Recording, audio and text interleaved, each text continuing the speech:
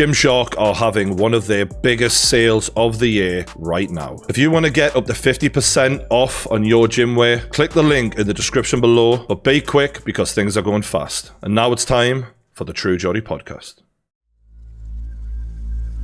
When I go back nowadays and I think about these things that I've been through in life, like imagine being born into just where your parents are struggling. I mean, struggling. There's no jobs, to where it's just like, how do we eat tomorrow? You know, dealing with the circumstances that we were dealing with in Nigeria. Yes, they weren't the worst, but my dad saw a better life. He had ambition and he was able to act on that to where now we are able to do bigger and better things. A dominant performance for the challenger so far. Complete control by Usman right now. Oh, huge right. This could be the beginning of the end. It's over. It's over. For a long time, the goal is I want to be the champion. I want to be the best. Yeah, everyone trains, but these guys don't understand what I put myself through. I go through hell. When I cross into the cage, I'm no longer Kamaru Usman, the dad who's silly with his daughter. I am the Nigerian nightmare. And once I was already there, you got to kill me. If you didn't come here to kill me, it's going to be a long night. Less than 4 minutes now to go. It has been all Kamaru Usman tonight. That jab is like a right hand. Yep. Your dad started up his ambulance company, but ultimately it led to him being arrested. I think the hardest part for me was trying to imagine how he felt. But I knew who my dad was. I knew that I had a dad that loved me, cared about me. But through that, he was able to see the strength of his family. Where we had to pick up the pieces, we had to work. Like you what from who? I didn't think of this career path before he went in. Massive right hand by the champion. He goes in and he had to witness all of this while he was in there. Kamaru Usman has done it. Incredible. He has dominated Tyron Woodley tonight. And then him coming out and I'm the champion of the world.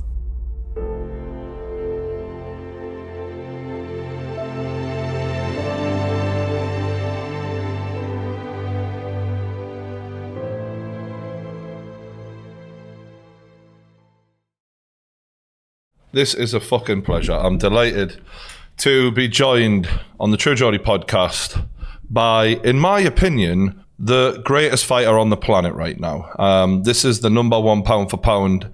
And thank you very much for joining us, Kamaru.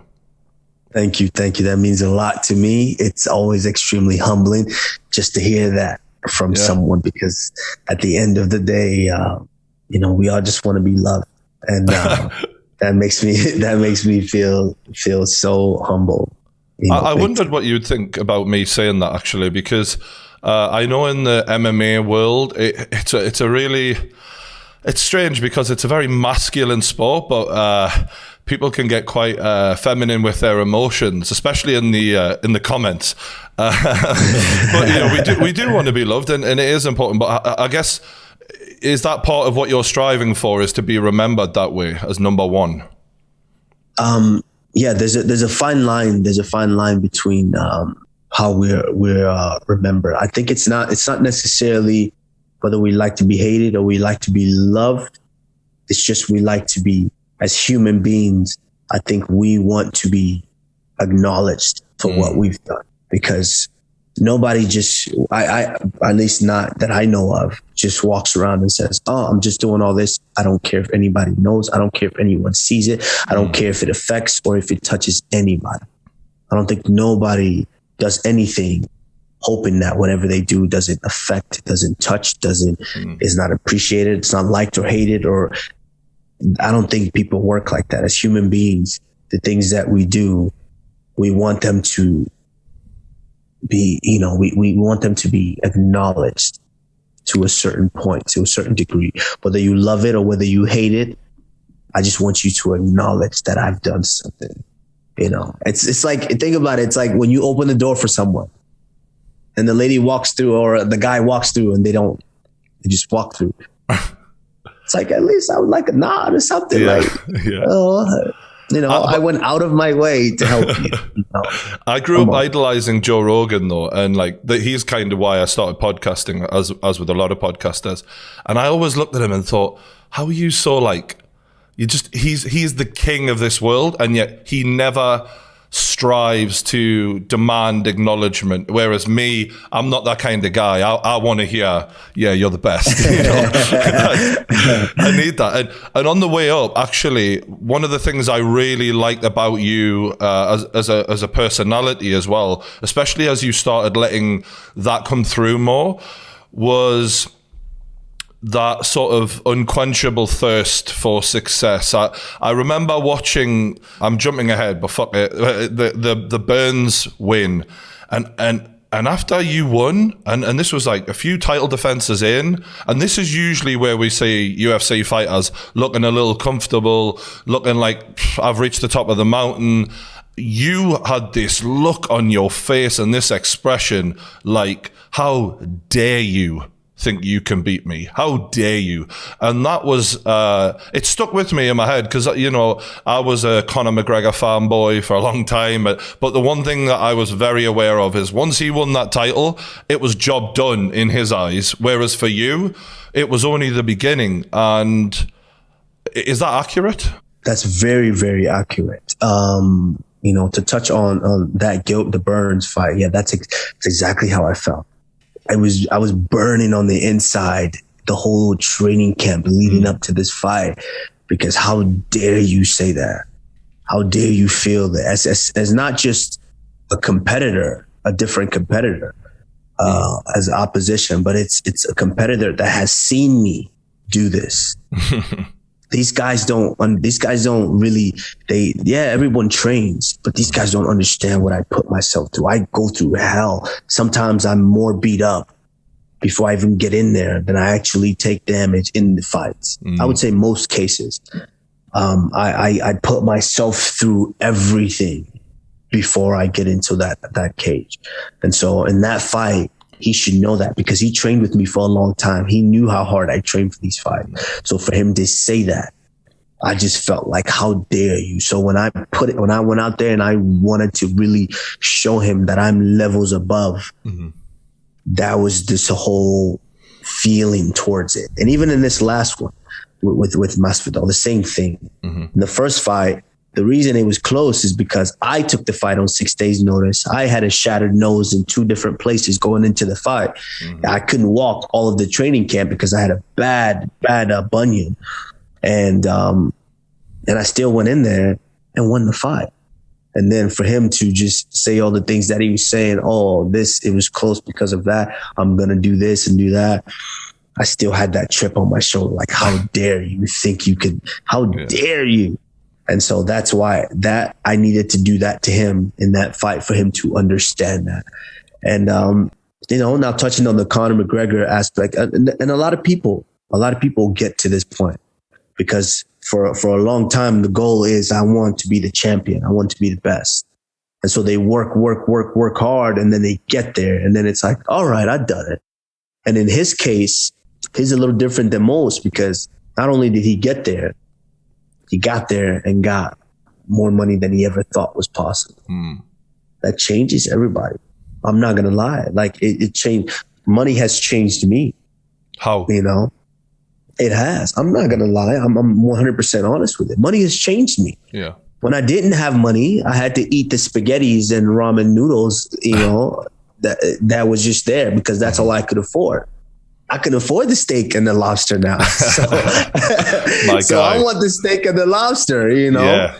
But it changes. What about mentally? Some of those things. What about mentally? How's that? Mentally, because you know the extremes of life, as I've done a bit of research on your life, and you know, I personally come from a working class background, but even compared to what you went through, it was really eye opening.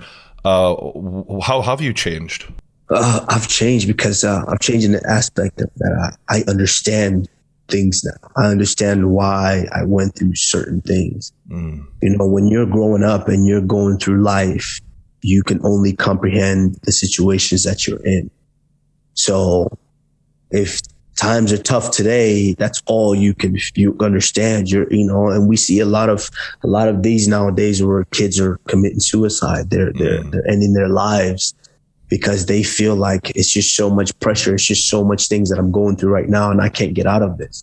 They don't understand that there's tomorrow. There's another day coming and another day coming. And only until you experience tomorrow can you look back and say, man, yesterday prepared me to be able to handle what I'm going through right now. And that's that season of life that I'm in right now. Is everything that I've gone through in life has prepared me to when I'm faced with a difficult situation in there, I know how to navigate through because I know that it's not the worst. Because when I was in those situations back then, I thought this was the worst thing that I could ever happen to me. And now I understand that there's tomorrow.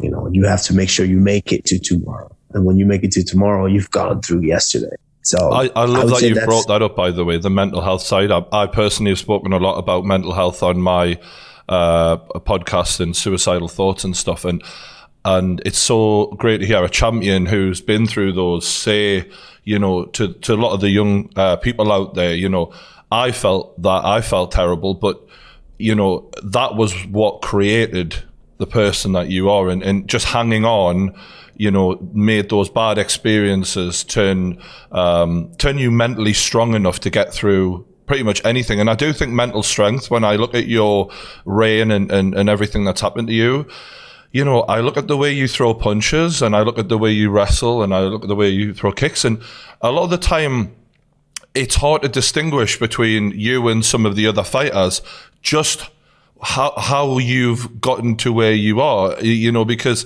with certain fighters in the past, it's very obvious what one thing did it for them. But with you, obviously you're a very skilled fighter, but I feel like it's the mental side that has the edge for you above even the strength and everything else that you have.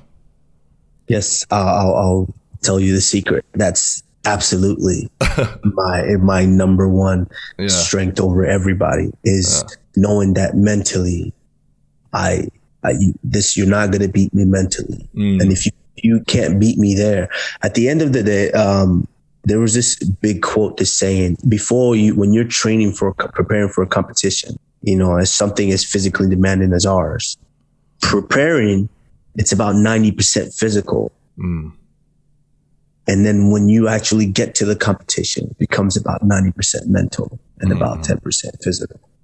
And the reason that is we're both going to prepare ourselves physically to get out there and compete. But once you get in there, now you have to compete with this because we're both physically fit. Why is it that one guy wins and we're both same skill level, the same, you know, fitness level, but one guy still wins? It's because mentally I'm there.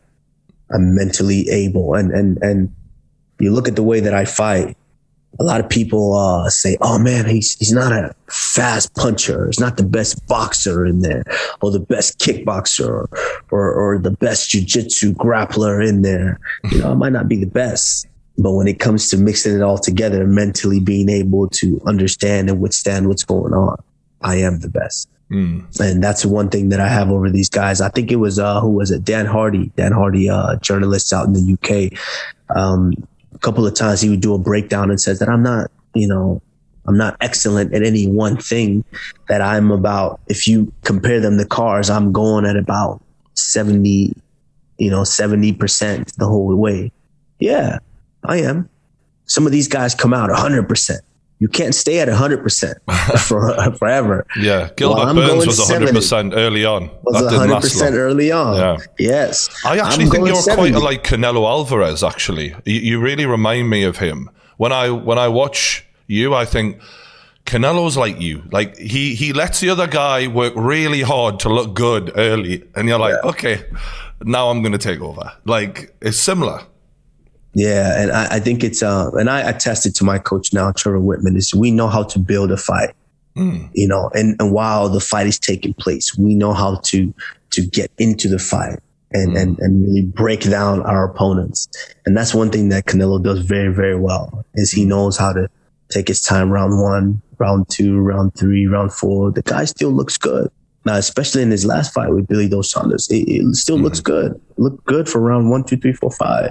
And then it's like they hit this wall, and I'm still going same pace. I'm still going, and they're just like, "Why is this guy still coming? Why isn't this guy tired yet?" Because we know how to build into a fight, and we just get better and better, and these guys get weaker and weaker. And I think that is my biggest strength in these fights, to where I think I'm so far ahead of all these guys. When the chaos approaches, you are very calm. And I love the fact that I kept writing that down as I was watching all your fights before this. And the irony of, Colby having the nickname Chaos when you are the calm in the chaos. That is exactly what you are.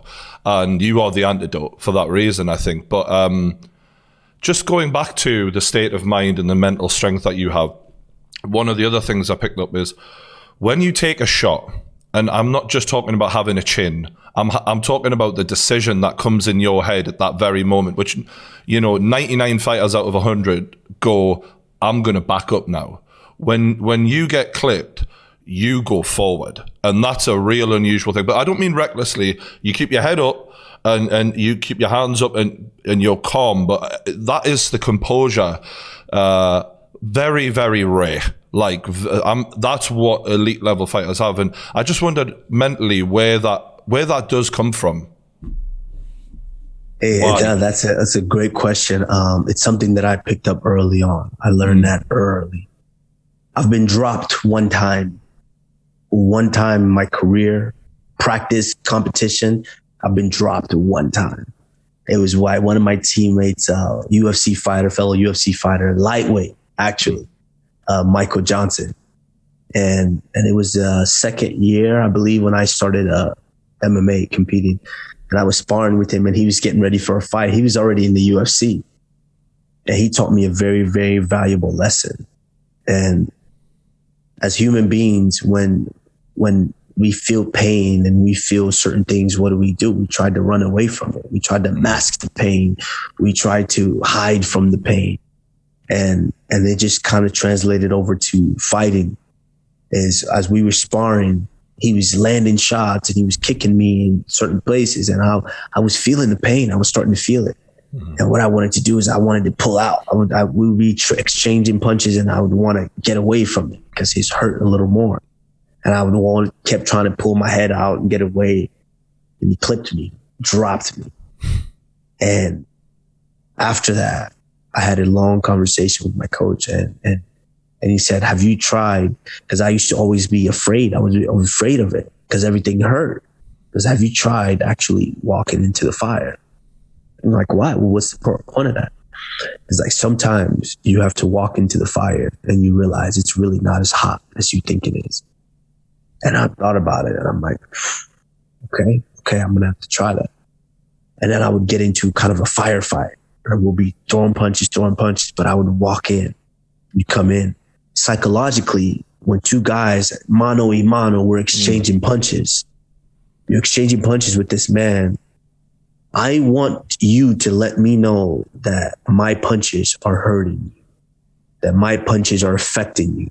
My punches are doing something to you psychologically, that you don't want to be in this fight anymore. Now, when you don't back up and you don't let me know that and you don't show me that, so when I hit you, you step forward into the fire even more, that is just disrespect to me. And it lets me know that my punches don't do enough to you to hurt you or to make you back down from me. Mm-hmm. And so that's just the mental superiority that I think that I show these guys because, yes, everybody hits hard. I understand that, but I'm willing to die for it. And that's just not a level that most people are willing to go to. Mm. So when a guy really shows you that, it's like, oh, well, I really didn't think we were going to have to die today. I just thought we were going to compete. I mean, I only seen like two guys you fought who have even tried to walk forward. The rest, they didn't even try. Yeah, so. I mean, a lot of fighters, they have, very, very skilled fighters. Everyone, they're very skilled. They've worked on these skills very, very much. But having the skills is one thing. But then having the mindset to go along with the skills, that's a whole nother different animal. And that's just not something that I think a lot of these guys have. Mm. I did, once I started researching you more and what your life was like growing up, I thought this must be something to do with his upbringing and the way the culture is in Nigeria and your dad having that impact on your life. Am I right in thinking that? Yeah, absolutely. Now that when I go back nowadays and I think about these things that I've been through in life, I wouldn't say they're the worst things to go through in life. Absolutely not. There are people that go through harder situations than I went through, but they were just the right things to prepare me for what I deal with now. Having to walk far to school, having to walk far with my grandmother to fetch water out of the river to where we got to bring it back. Now we got to, boil that water, make sure you kill all the parasites that are in the water. Mm-hmm. So you have water to eat, drink, and shower and cook.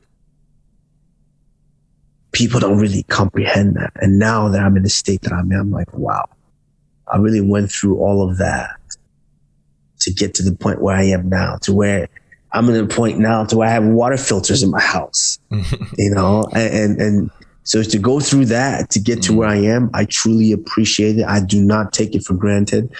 And I understand that there's still more to go in order for me to completely finish my time here on earth. It must be the best way to live life, though, surely. If we were given a choice before we start this journey, and God said to us, for example, you can be rich from day one and always be rich, or you can be poor and always be poor, or you could do like one then the other. I'd definitely rather start not like understanding what the value of everything is and then end up at the top, because you really do appreciate it. And tell me what Nigeria was like, because I've never been, mate, and it's fascinating to me to know what that place was like for you. It's different because it's just such a wide range of individuals. I still personally can't comprehend every aspect of it. Mm-hmm. Like, imagine being born into just where your parents are struggling. Struggling. There's no jobs. So you have to somehow figure out how I'm going to make money, make a living, to be able to not only feed my wife, but feed my children as well. And you're born into that, to where there's no, the schooling is not there to where it's okay, I can just go get educated and then get a job. It's not there. Yeah. Imagine being born into that, to where it's just like, how do we eat tomorrow? Most people can't comprehend that.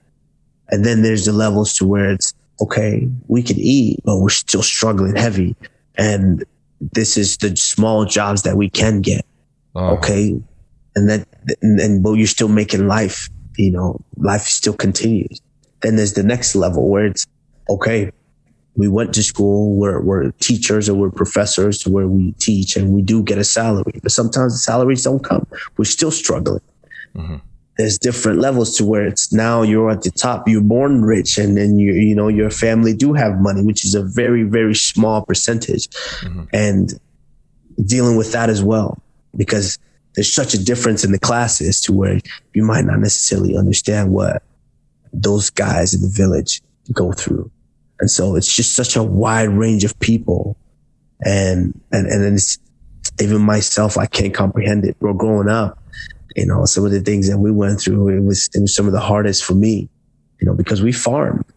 Right. And most wouldn't understand that. Being in the hot sun in the farm, farming and harvesting, plants, corn and things like that. It's, most would never understand it, but these are some of the things that I went through in life to where, it makes you, it builds this character inside you that you can never pay for. No amount of money can ever pay for that. And your dad was in the army, am I right in saying that, yeah? Yes, my dad was in the army. And so being in the army there, he moved around a lot, of course. And so he's moving around a lot. So I didn't really get to see my dad until the first time I remember I actually physically seeing my dad was probably 4 years old. And so imagine that. Of course, I heard about this man all the time, and my mom tells me all these stories about this man, and it's great. And I love my dad, though I'd never seen my dad. Okay, so he was like a superhero to you, but like almost half fictional here. Of course. So, your dad because your mother, of course, my mom pours into it, lets you know what your dad's doing, where your dad is at, why he's gone. So all these things. Okay, that's daddy. We love daddy. Mm-hmm. And then to physically see him at a certain time. It's like, oh, that's him. Okay. So it's like the love has been built. The stage is set. You're just waiting for him to show up and perform. Wow. And then he shows up and it's like, oh yeah, that's it. Fall in line. And, just going through that and then all through life and the different stages of life that I went through with my father.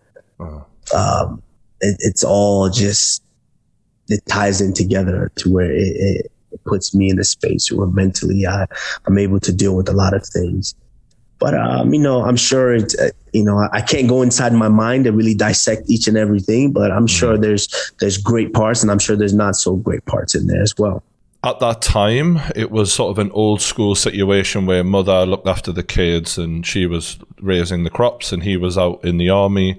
And when he did come home, it felt like I'm kind of feeling like there's this larger than life character who walked through the door. And because he was in the army and the Nigerian army as well, I imagine they're bad motherfuckers. Like, were you a little bit scared of him, or was he soft and gentle, or was he disciplining you, or was that mother's job?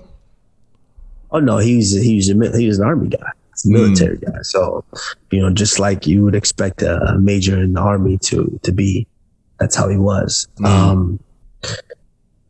But it was almost the right thing that I needed, I think, because would I have turned out the same way I turned out if he was completely a marshmallow, just soft? You don't know. I can't speculate on that. But as for the life that I lead now and that I live, I think it was the right thing for me because it got me to this point still. So, but he was a military guy.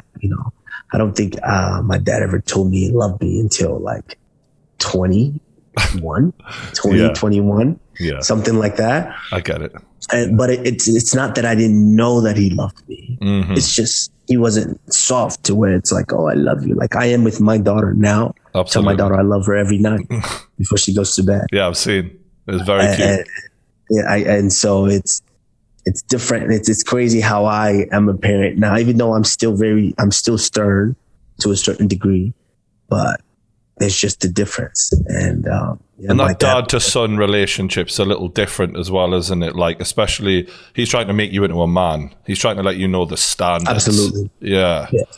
He's thinking long term, like, I can't show this kid weakness. I need to let him know I'm the boss around here, sort of thing. Oh yeah, he definitely did that. He definitely did. What about school? What was that like in Nigeria? Can you remember?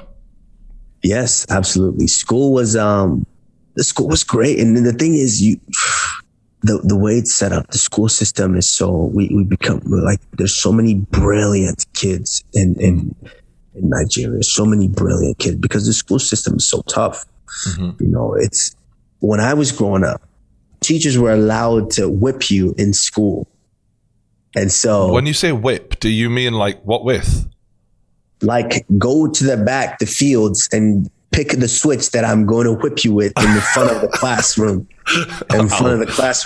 Okay. And so think about a test. We have a test. Okay. And you failed the test because you got 4 wrong. You had to go find the switch, bring it to the class, in front of the class, to where I'm going to get whipped by how many questions I missed on the exam. And so I would have studied hard, pretty much. Exactly.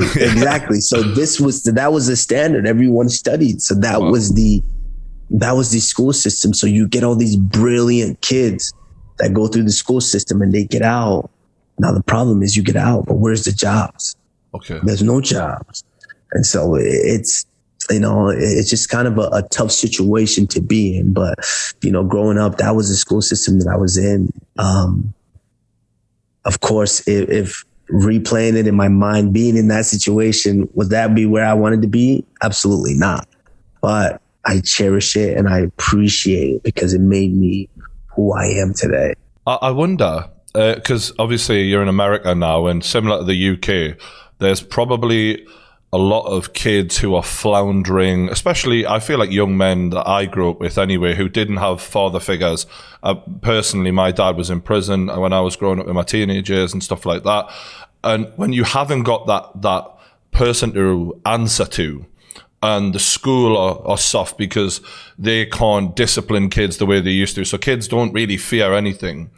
I wonder how you see the difference and if you think the world's gone a bit too soft now and it needs more of that, or whether or not you think it's a good thing that it's gotten soft. It's a difference, I would say. It's different. I'm not really God, so I can't really say, oh, it's good or it's better or it's worse. I can't really say that. But based on my experience, which way would I like it? I understand that it takes a village to really raise especially a young man. It takes a village to raise a child, but especially a young man, because, a lot is dependent upon us young men, because we have to be able to protect life. We have to be able to protect our mothers, protect our sisters, protect our daughters, so they can continue the cycle and give life. And if the men are too soft to where they can't protect the mothers, protect our sisters, protect our women, then the life cycle starts to diminish. And that's how it is in life. And so, yes, it's definitely gotten softer. I remember exactly what you just said. If you would study hard, if you knew that if I failed this test or if I got this, this would happen, this consequence would happen. So I had to study hard. But now you take that away. Now you're a child growing up. You just want to do childish things because you're a child. That's what you want to do. And now there's no really governance on why, oh, you should do this, or the consequence that's going to happen if you don't do this. So of course you're going to do childish things. You don't care about doing that. If you don't want to do it, you don't have to do it. So now, but you're not seeing the consequence of what's going to happen eventually, because now you're not going to be able to earn a living. You're not going to be able to get to a point where you protect your mothers, you protect your daughters, protect your sisters, protect your women, to where now the life cycle starts to slowly diminish. And I think absolutely it's gotten softer, but life has changed though. Kids aren't dealing with the same situations that we were dealing with back in the day. Back in the day, if you had a problem with another kid, another bully or something, you had to meet them after school and you had to fight it out with your hand. Now kids have got all these different weapons. They've got all these different tools. They know where you are, when you are. They can talk to each other online. And there's just so many more things that these children are dealing with psychologically, to where it's definitely changed the game for all of us. But if I could take all that away and have the kids still deal with what we dealt with, absolutely, I would definitely do that, because I see where it got me. Absolutely. And when you talk about the role of young men as well in your upbringing, I feel like there's so many young men just lost right now. And absolutely. They have no purpose. They feel no pride. They don't feel good about themselves because they are floundering, because no one did give them harsh guidance, but guidance nonetheless. Harsh guidance better than no guidance, in my opinion. And like, I get in the UK and America, we're fortunate that women don't necessarily need protection in that way, but it still would be nice to have that ingrained in men, to feel that responsibility and to take pride in being the protector and being the provider still, even if that person doesn't need it. And I feel like I definitely have that, luckily, thanks to my mother. But it's dying, and masculinity generally is being looked upon as a negative thing by some people. But that the way you described that, I was like, yeah, I think that is such a good thing, to have a system that works in that way. Absolutely. And when I say protect, a lot of, I don't want people to take it in the sense that, oh, we're back in the medieval times to where it's just free for all. People are just killing each other. No, that's not true. But this is part of what you get when there's no governance of what's going on. Because now, if these young men and women aren't able to go to school to earn an education, to where then they can get jobs, to where they can earn a living for themselves. They don't. Okay, so if you don't do that, and there's no one to tell you to do that, then you're going to come to a certain point in life, because life doesn't stop. You're going to age. You're going to get to a point where now you're an adult and there's no way for you to eat tomorrow. So what are you going to do? I need to eat, because if I don't eat, I'm going to die. So I'm going to go find a way to get it. Mm-hmm. So now they have to potentially rob, steal, and do whatever they have to do in order to get it, because they don't have the education to get the jobs. So by that, who are they going to rob, steal, and kill potentially to get it? Individuals. So as young men, and if you're not taught to be able to protect your mothers, protect your sisters, protect your daughters, protect your women, then it just becomes this cycle to where it's just free for all, to where it turns into the medieval times. Mm-hmm. So I'm not necessarily speaking, women need protection from that, because yes, we're fortunate. They don't need protection. Women can walk the streets, men can walk the streets. That's fine. But it's just that teaching that responsibility to men. And knowing in that instance, if something does happen, if something does happen, what my role is that responsibility. Mm-hmm. And not just as far as protecting, but as far as helping. As a man, I'm working hard to try to alleviate the stress that my mother might have, that my daughter might have, that my father might have. Teaching that sense of pride, that sense of responsibility, is to where now, as you mentioned, a lot of young men are lost, because back in the day, think about it. Your father's last name meant something, and his father's last name meant something. So it was prideful for you to be the best that you can be, because you had to carry on that lineage. Yep. And so now when they just don't care, then it's, that's it. No one cares that bothers me a bit. That really pisses me off. Like the last name thing, there's a lot of people who don't like, that doesn't mean anything now. I think that should mean something, Absolutely. Yeah. It should mean something, because for you to really work your life's work, and then you put it in, you pour it, because that's the cycle of life. You work, and you put it into making other people in your family better. And you leave that for them. You leave that legacy for them. And for them to just waste it off and diminish it and not care about it. That's there's something wrong with that. They should be able to continue that cycle, because that's what makes the world a better place. Dude, and that's how you're I fucking feel. Smart. I love listening to you talk, bro. I really, I agree with you on a lot of what you're saying, and having those old fashioned principles that have really left us. And I think it's a bad thing in modern day society. Like, there's so many great things about, yes, we have filters in our houses and all of that good stuff, and food's easy to come by over here, but that is one of the downsides. Is it's just, and part of me thinks the system is almost, I don't want to sound like a conspiracy theorist, but like, I feel like the power that the people have through small communities and caring about their families, and that unity that you get, and the passing down of names, it's being destroyed. And I feel like it's only beneficial to the people who would rather divide us than see us together. No, you're absolutely right. And just to touch on it really quick, I remember, when I was just being a young man, you'd be a knucklehead and you're doing certain things that are not the right things to do, but I'm going to do them anyway, because I'm a young man, and that's what young men do. And my father is disciplining me and telling me that this is not what we do. But of course, I'm going to try it. I'm a young man. I want to learn. I want to know it for myself. Yeah. So you do it. And now my father has to discipline me. And now I remember, and when you speak about the system being designed a certain way, I remember when my father disciplined me and I got a whooping. And I remember thinking to my father, I'm going to call the police because they're going to take you to jail because you gave me a whooping. And I know this system, you can't just whip me. If you do that, they're going to take you to jail because you're trying to teach me the consequences of my action. And I remember him, call them. Man, I remember the first time it happened, I accidentally called, just thinking I was going to be, trying to scare him. I accidentally called and I hung up really fast. And they showed up anyways. So they show up, knock on the door, of course, my father answers. I'm inside. I'm scared. I'm just scared right now. And I'm inside.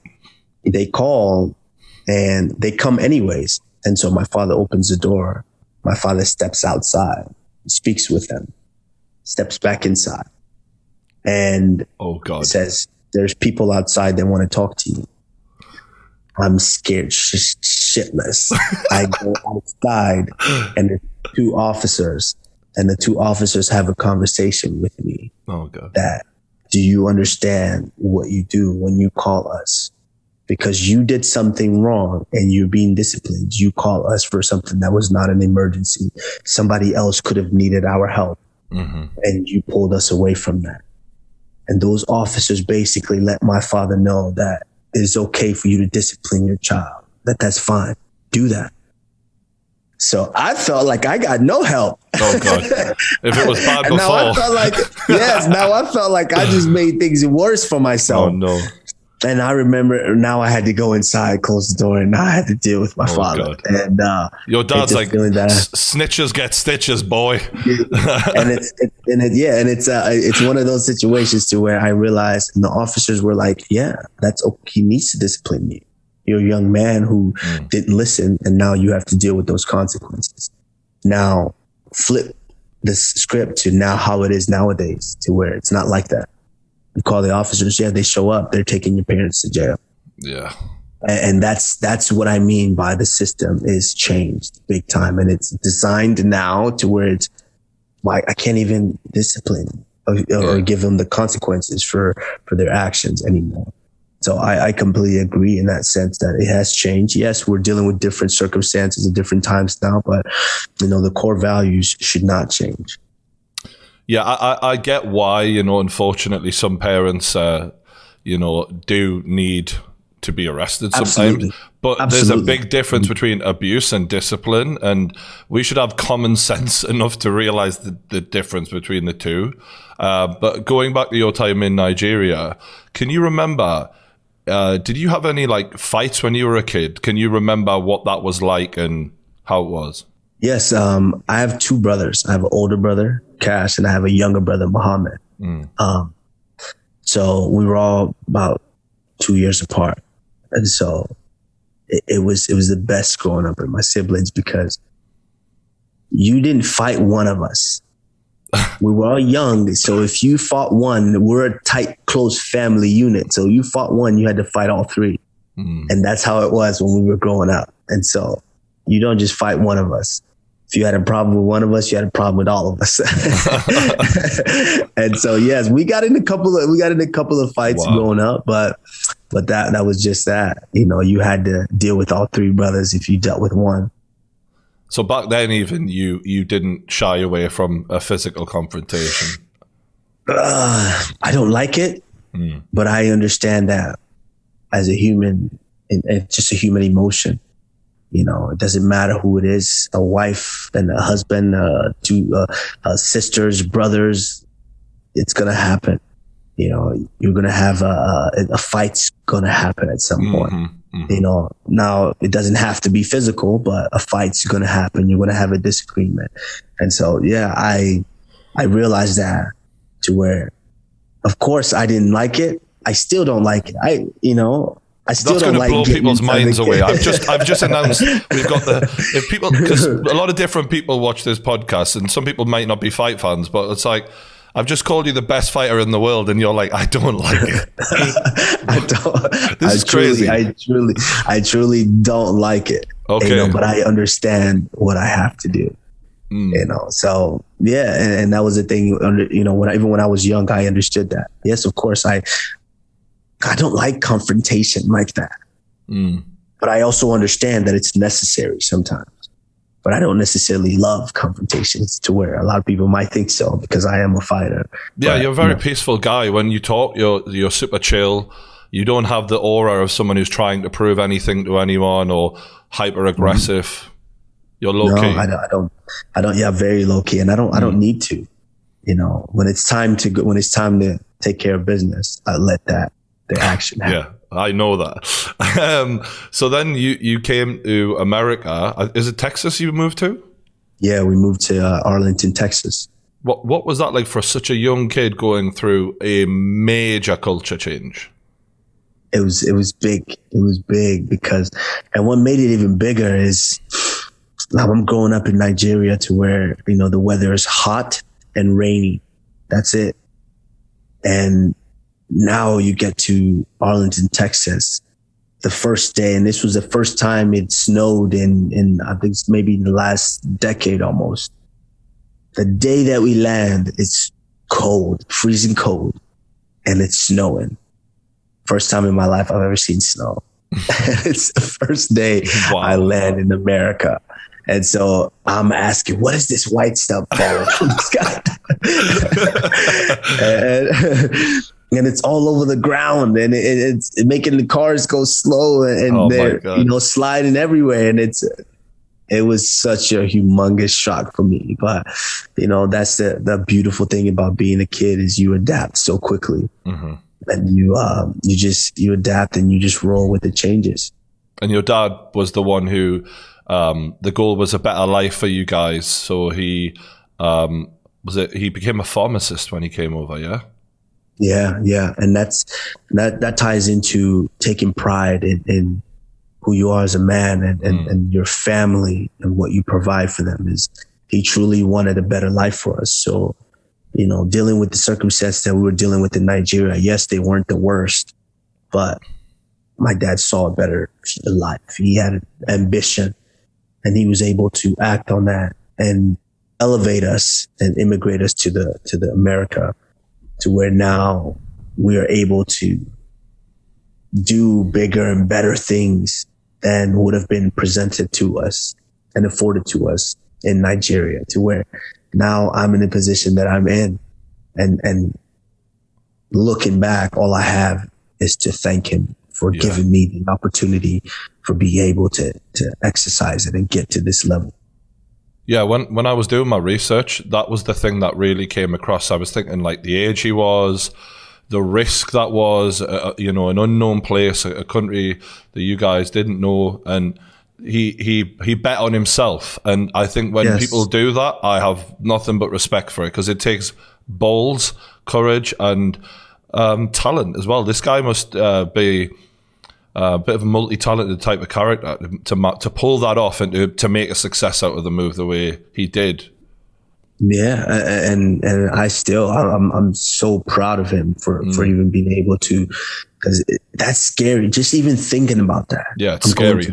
I'm going to immigrate to a new country, join the military in the new country. And not only join the military, I'm going to go to school. Yes, there's a bit of a language barrier. Yes, we speak English, but it's a bit of a language barrier to where I'm going to go to school and actually become a professional, a pharmacist in that country, and be able to earn a living and a better life for my family. And so it's amazing. It's just, it takes more than just balls. It's ambition to the most high. So yeah, I'm extremely thankful for my dad for taking those chances. And what was it when you went to the new school, like being the Nigerian kid? Kids are cruel. Kids are very cruel. Tell me about it. It was tough because, yes, of course, there's a language barrier, because even in Nigeria, we speak English. Like when you want to put something in the trunk, you put it in the boot of the car. All right. And we say trash can here, but it's a dustbin and certain things. So that's the English that we speak to when you come to America, and things are different, and kids are cruel. So kids laugh at you for speaking differently, laugh at you for not understanding the terms of the way that they are saying certain things. And so I got in a bit of trouble a couple of times because you want to fit in with the kids. You want to fit in. And so when these kids tell you, hey, say this to the teacher, call this teacher this word, it means, you like them, or it means this, and you don't know it, and you do it. And now you end up in the principal's office and they're calling your parents, your African parents, that this is what you just done and you said in school. It was challenging as a kid because there are many times where you cry about certain things because you don't understand them. But getting over it and being able to experience those things, it makes you strong to where you can deal with way much more in the future. And when did you realize you had like athletic ability? Was that around that time when you went to American high school and stuff? Yes, I would say in high school. This wasn't natural. They just come natural. Oh, really? There was a lot of work. Of course, we're naturally gifted to, I can run and jump. I wasn't the fastest and I didn't jump the highest, but I had some ability. But then it took that's shocking, that, because to look at you, you know, you look like a natural born athlete who could just turn aside to anything. Yeah, I would say I was about average. I think the biggest thing that pulled me away from everybody else was my mind and my ability to outwork everybody. Yep. I used to hear that term all the time. Oh yeah, outwork these guys, but I never knew what it meant until it clicked for me, I think in high school, when I realized I started later. I was competing in wrestling, but I started later than all these guys. And these guys knew all the moves. They knew how to train. They knew how to do all these things. And I didn't know that. And so I thought to myself, how can I close the gap on these guys? Okay, during the summers, these guys don't do anything. They just hang out because they know to this certain point. So you know what? In the summer, I'm doing this every day. Mm-hmm. So I'm doing it every day. I'm running. I'm doing other things. Now I'm starting to watch what the best that do this, what they do. Okay, I'm going to try to do that. And so I closed the gap so fast on all these guys because I was willing to work overtime to why they were willing to just finish and go home. But I was still working. I love that. And I think that was the biggest thing that closed the gap on everyone, to where they would come back the next year and say, wow, that's a different guy than I felt last year. He's not the same. And that's what let me know that, hey, this is how you do it. I'm a big believer that like those high achievers in all sports, they're the ones who spend the most time thinking about it and obsessing and care. And they care. They really care. So to know that you spent that summer, even back when you were a teenager, thinking and where all them were just, you know, enjoying life. It shows that was in you even then. What did your parents think about you wrestling? Because I'm guessing that's not in Nigeria. No, it wasn't. They didn't know for a long time. Oh, wow. I hit it. In Texas, American football and basketball was two sports the main sports that if you were going to do sports, this is things that you did. Mm. And I remember I was doing American football and I told my father, and they were okay with it. I said, all right, that's something for you to do besides facing your studies. So you can do that. As long as your studies were okay, you can play American football. We've never heard of the wrestling. The wrestling that we heard of was the entertainment, the WWE. Yeah. And of course we watched it on television. And so I remember I had mentioned something one time to my father about wrestling, and he's like, no, we don't want to, you to be hit with the chair. We don't want you to get hurt or things like that. And that's what I thought of it. And that's what I said. I was like, okay, they're not going to understand this. And there's no way they're going to let me do this. So if I told my very African military dad that I wanted to do this and he said no, guess what? It's all gone. It's done. Mm-hmm. I can't do it. So I just pretty much my ninth grade, first year in high school, I told him I played football, and I did. But halfway through, I stopped playing football and I switched over to wrestling, just trying it out. And it was the most difficult thing that I've ever done in my life. But for some reason, I kept showing up to where it's funny how that happens. Yeah, most football players, because we get a big group of football players after the season that goes into wrestling and tries wrestling. But it's, let's say the first day, 50 football players go into the wrestling practice. Mm-hmm. The second day, 25 of them will show up. The third day, maybe 15 of them will show up. Right. And then the fourth week, maybe 5 of them will show up. But for some reason, I kept coming. I kept showing up, and I kept going, and I kept going, and I kept going. Then one day I hit a move. I did some type of move that we had been training and drilling, and I did it correctly and it worked.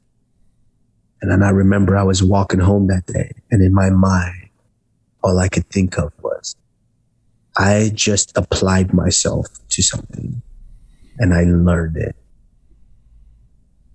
That's one of the best feelings in the world.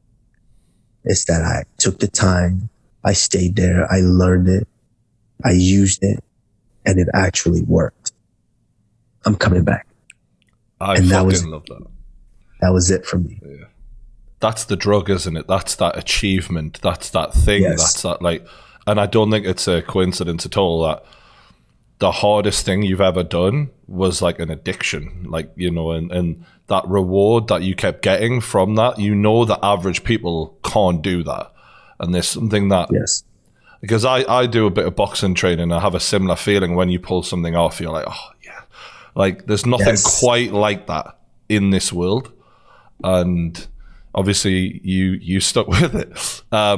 You, around this time, if it's all right to talk about this, your dad's started up his ambulance company, and that was a huge thing for him, but ultimately through other people getting involved, it led to him being arrested. And from looking into your story, what an emotional time that must have been. Is there any, I don't want to pry too much because I can imagine it's a very emotional thing, but can you give us any information on what that was like going through that and how he ended up being locked up like that? It was tough, but you know, like I mentioned, certain things happen in life and you don't know how they affect you until you actually go through it, and you don't know the purposes of them. And this was one of those situations. And my dad had done such a good job of working so hard and being ambitious and letting that guide him through, elevated himself and us through life. And to the point where, of course, he'd come here, he worked hard, went to school and became a pharmacist. And now he's, you know, working, but he still had ambition. You still wanted more for your family, to where now you wanted to open your own company, and you worked hard and somehow achieved that. Just the brain power that it takes to be able to understand how to get a company up and running is monumental. And for him to study that and get to the point to where he actually did that, you know, it was amazing.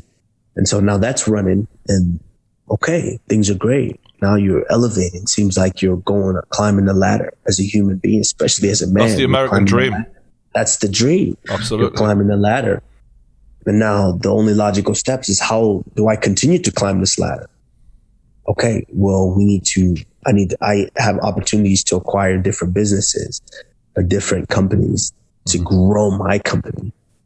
So it was almost to the point where he kind of got big, to the point where now you let your company go on autopilot because you understand the people that you've hired, that, you know, these people promise you that they know how to do this job because they come from this background. They've come from different companies that do this. So you trust them, absolutely. As long as you guys can continue to elevate this company and make us money, that's what we do. All right.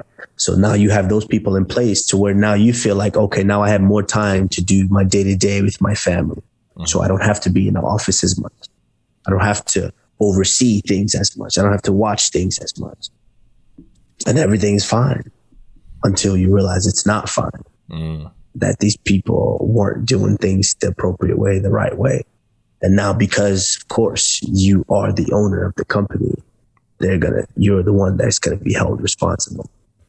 And he kind of fell into that, and it was tough.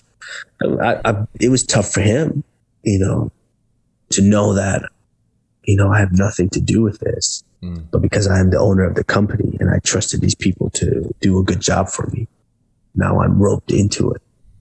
And so I can't even imagine how tough it must have been for him mentally to be sitting there knowing that I shouldn't be here. Mm-hmm. But, you know, that's just kind of how life is. But through that, he was able to see the strength of his family. He was able to see the strength of his wife. You know, now you leave your wife who, for the last 3 years, you've been able to just be in the home and not have to work. Now she has to go back to work and find a way to find something that's going to make a living for her.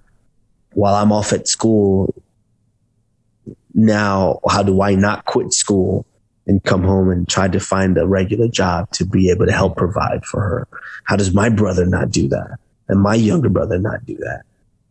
And my sister being at home. So I think it gave him a chance to be able to sit down and really empower his family to where we had to pick up the pieces. We had to work. We had to find a way to get through to where I had to finish school. My oldest brother had to finish school. Now he's a doctor in pharmacy, to where my younger brother had to, go through school, and all of these things were able to happen while he was away, to where I was able to stumble into this career path and really apply myself and learn and build to the point where I am now. I didn't think of this career path before he went in. Mm-hmm. He goes in and he had to witness all of this while he was in there, to me becoming a champion and then him coming out and I'm the champion of the world. Amazing. I think a movie is going to be made of this one day. And I honestly, I can't wait to watch it. And I can't wait to see how, these professional actors really portray this, because it's really a story. And I'm sure there's a lot of kids and a lot of families that have battled something similar to this. It's just a human thing to do, to have something that people can relate to. And this is one of those that I look back on and I'm just like, I'm just blessed and I'm thankful that I can be that example for someone. Yeah, I really felt for your dad when I was reading up on that. He did so much good, getting you guys into such a great position in America, and it felt like some snakes and ladders game. You'd finally got to the top, and then right the way back to the start, it felt like again. But like you say, you guys, because you all have that mental strength, I'm assuming, not just yourself, but the family, you were able to stay as a unit. And it seemed like he, even from jail, was able to have input into the family and still be there to a degree, which that, it wasn't like, oh, I'm not your dad anymore, I'm locked up, I'll never, I'll see you in 10 years. He was still very much important to you guys. Yes. Yeah, it was that strong foundation that you build. And he did that because, like, as I mentioned, I didn't physically see my dad until I was 4 years old. Mm-hmm. But I knew who my dad was. I knew that I had a dad that loved me, cared about me through my mother. I knew all of this. So it was like the stage was set and he just had to step right in. And so having that being the foundation already, I didn't have to physically see my dad every day to understand that my dad was there and to understand that the hold that he kind of had and the presence in the family. So of course, a lot of things still ran through him. And even me making the career change, I had to go and see him and show him, hey, this is what I'm considering doing. Of course, as a young man at that point, I knew I was going to give this a shot, but this would have been a lot difficult had he not given his blessing to do it. And so, it's just keeping him in the loop and making sure that he continued to have that impact in the family that he did from start. It was just a blessing. The only word that sums it up for me is that I'm blessed to be in this position. It feels like you're really at peace with everything now that it's sort of, and how could you not be? I mean, you're champion of the world and things have worked out well for you and luckily, but just going back to going to visit him, obviously you would visit him and talk to him about some of the life decisions like your career path, But how old were you when he was first put in jail? I think I was 20. I want to say 20. Okay. No, wait, that was I was about 20 years. I was about to turn 20. Okay, so can you remember the first time you went to visit him, what that was like? Because I imagine that must be awful. And for people like myself, obviously I'm one of the unusual ones who knows what it's like to have a father in jail, but a lot of people won't really comprehend what it's like to not be able to have that hug or that connection. Yeah, it was tough because mentally I tried to prepare for it.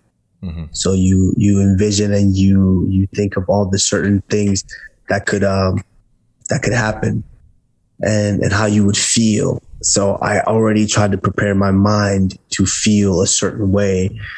And then once I got through it, I don't even think I completely necessarily remembered it until I was walking away. Wow. And when I was walking away is when I kind of started to feel the emotions of it. Like, I'm leaving him there. He doesn't get to come home with me. And now I think the hardest part for me was trying to imagine how he felt. Uh-huh. Because your family just came and saw you, but now your family's going home. And he had to stay there and not see them tonight, not touch them or kiss them goodnight. I think that was probably the hardest part for me is understanding that. Do you think you're kind of built that way mentally in terms of you seem to be very good at envisaging a situation and almost processing the ins and outs of it before it occurs so that the impact on you personally is limited? Yeah, I think that's just kind of how my mind is worked is I'm trying, I always try to put myself in someone's shoes. And I always try to see it from that aspect, from their angle, to make the best decision. And my mom used to always joke about this all the time. And she used to always say, oh, there's 3 sides to a story, which is true. There's your side, there's their side. Then there's the actual story as it unfolded, because everyone's seeing it from a different point of view. So, me always trying to put myself in someone's shoes gives me a better understanding of how to comprehend and how to move about a certain situation. Do you apply that in fighting?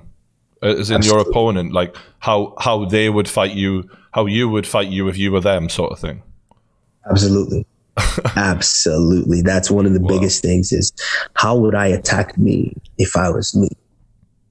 And if I was them? And I see it all the time and I'm just like, I know what I think my weaknesses are, but you're fighting the mind. So when I'm fighting their mind, they have to show me how strong their mind is. And if they can't do that,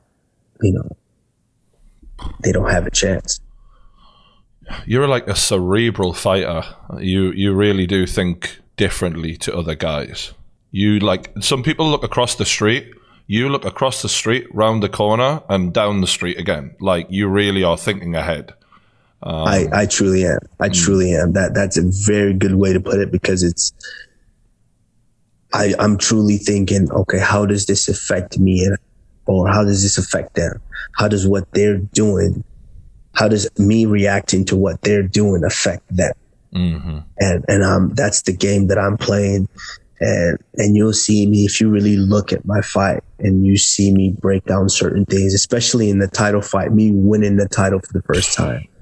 That fight, I would say I was the most prepared for ever, because I was a couple of years prepared for that fight already. Mm-hmm. So when I signed that I got the fight, I knew in my mind I was going to be world champion. He didn't know that, but I knew I was going to be the world champion. Yeah.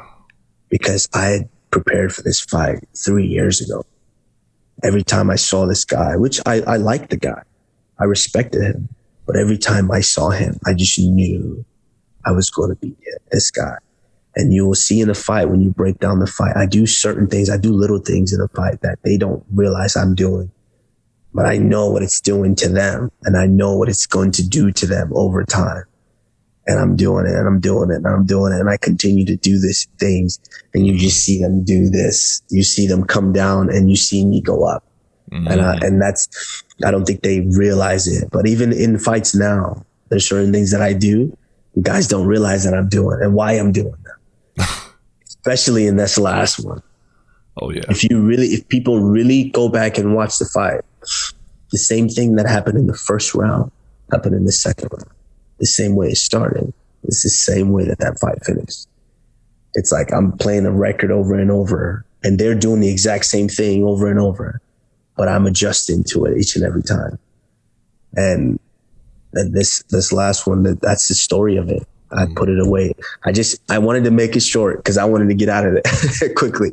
There was an after party. You proved a point. You proved a point. And I definitely want to get onto that fight because I feel like, it's scary that you're still improving. That is a real scary thought. But let's go to the start sort of thing, or kind of the start. You won a wrestling championship, and yes. You were, best in the US. What was that feeling like, and how did that go? It was tying into what I said earlier. When you learn something, that's the addictive feeling about it. Why you keep coming back. Wow, I learned this. It worked. Okay, I'm going to come back. I'm going to try to learn something else. And that caught me to where when I realized, it tied into me realizing that in order for me, I'm learning things, but these guys have already learned all these things years ago when they were little. So how do I close the gap on these guys? Oh, I have to work overtime than these guys. I got to work when they're not working. So I start working like that. And now I'm closing the gap on these guys. Well, how do I'm there now. I'm able to compete with these guys. But how do I beat these guys? How do I start winning the championships? And in high school, that was my goal. I wanted to be a state champion so bad. I wanted it. I could taste it. And it didn't happen. I felt that setback. And it ate me up so bad on the inside to where, no, I have to continue. I'm not giving up on this until I feel what it is to be the champion. So I wanted to go to college to feel what it was to be the champion. Because now in college, it wasn't just state champion. It was now the national championship. And it seemed far away to be able to grasp, but that was the goal. I shoot for that. It's not, okay, I want to just win a couple of matches. I want to be the national champion. This is the highest accolade you can get there. I want that.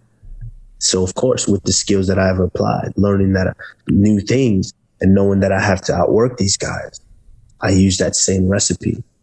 Now I'm in college and I'm working. And a big thing, too, that I find motivation in where people don't see that I find motivation.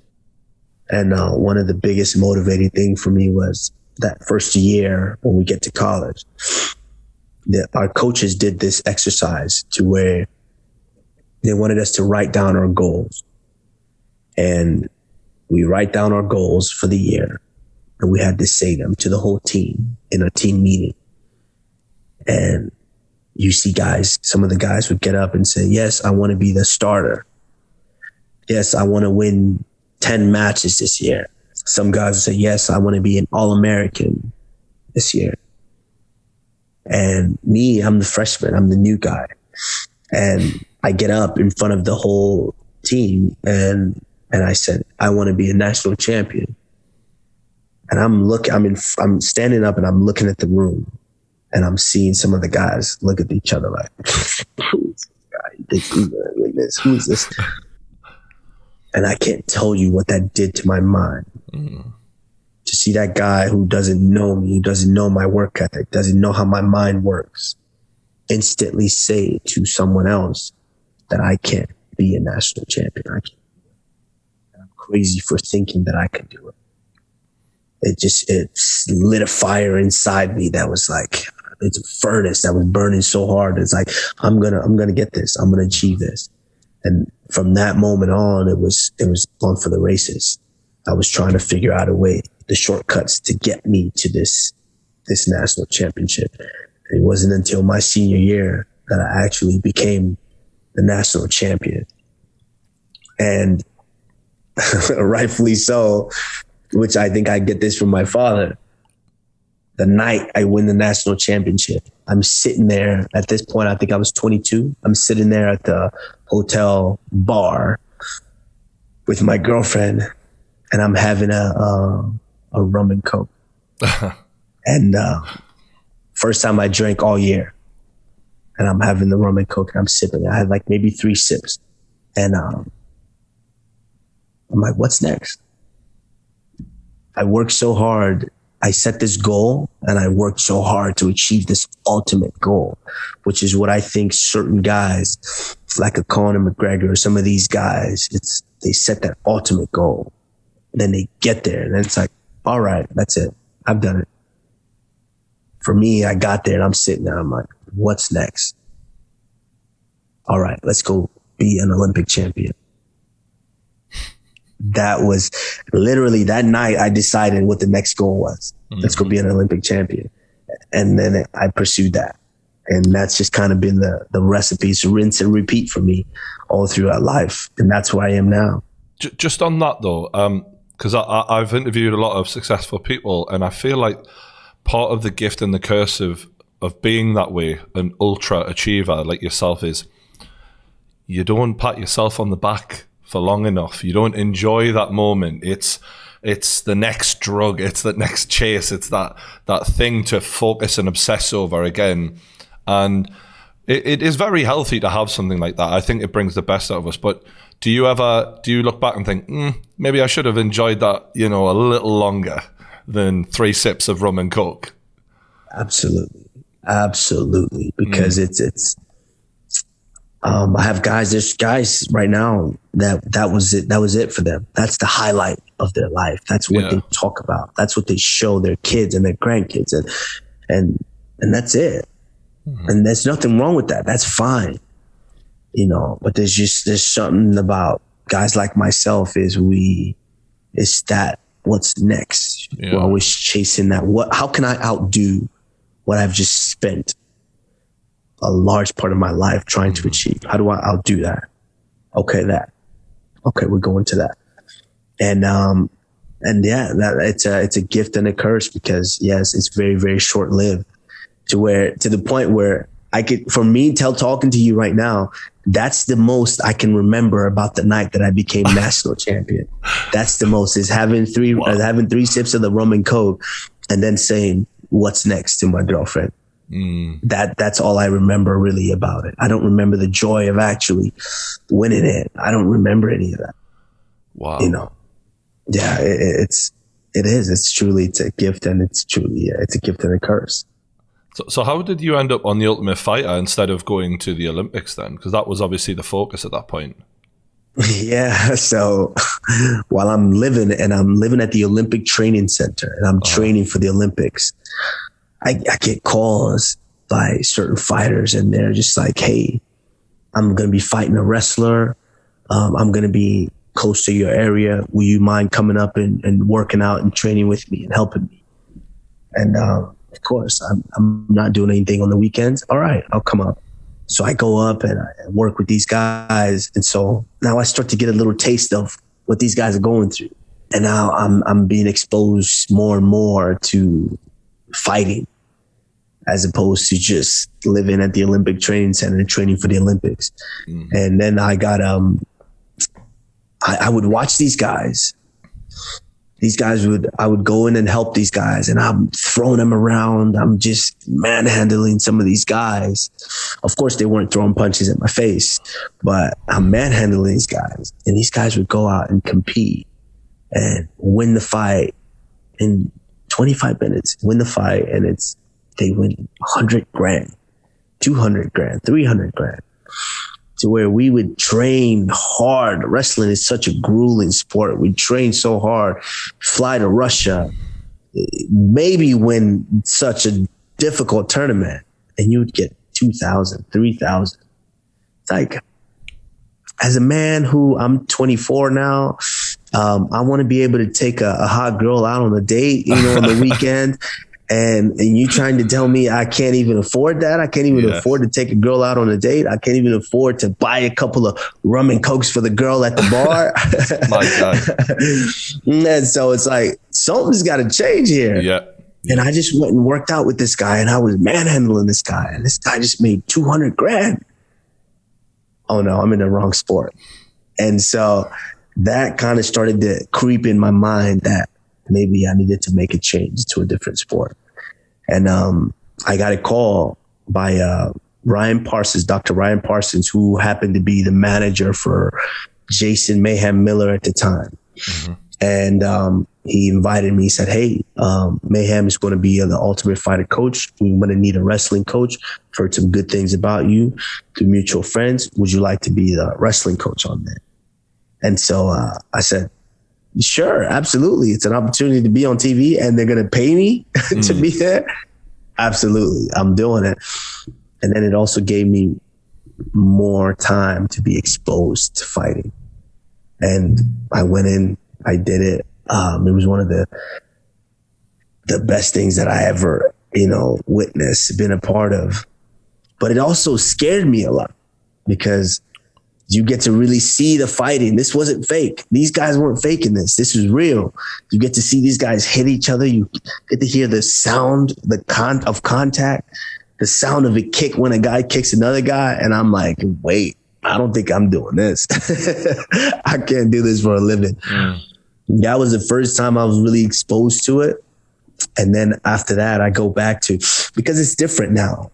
When you go through that and then you go back to wrestling, you're just wrestling. It's not the same. It's like, not the same. That's not as exciting as that other thing that I just witnessed. And so it just slowly kind of pulled me until I decided in 2012 that I needed to go pursue this because I would be mad at myself if I never gave this a chance. So I did. And the rest was history. And on The Ultimate Fighter, when you actually went to compete on The Ultimate Fighter, which was not long after that, maybe a couple of years, I think you'd had like 5 fights before The Ultimate Fighter.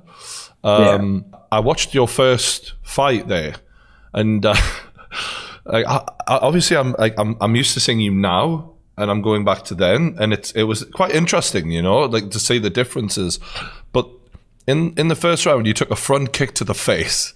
Now, that's like a knockout for, and you just kept coming forward, and I'm like, oh yeah, shit, he was the same then, like that was like, what's it like to get kicked in the face like that for a start, bro? Because that was a big shot. This guy was pretty good, to be fair to him. He was pretty good fighter. He was good. Yeah. He was good. To be honest, he was probably the next best guy in that whole show.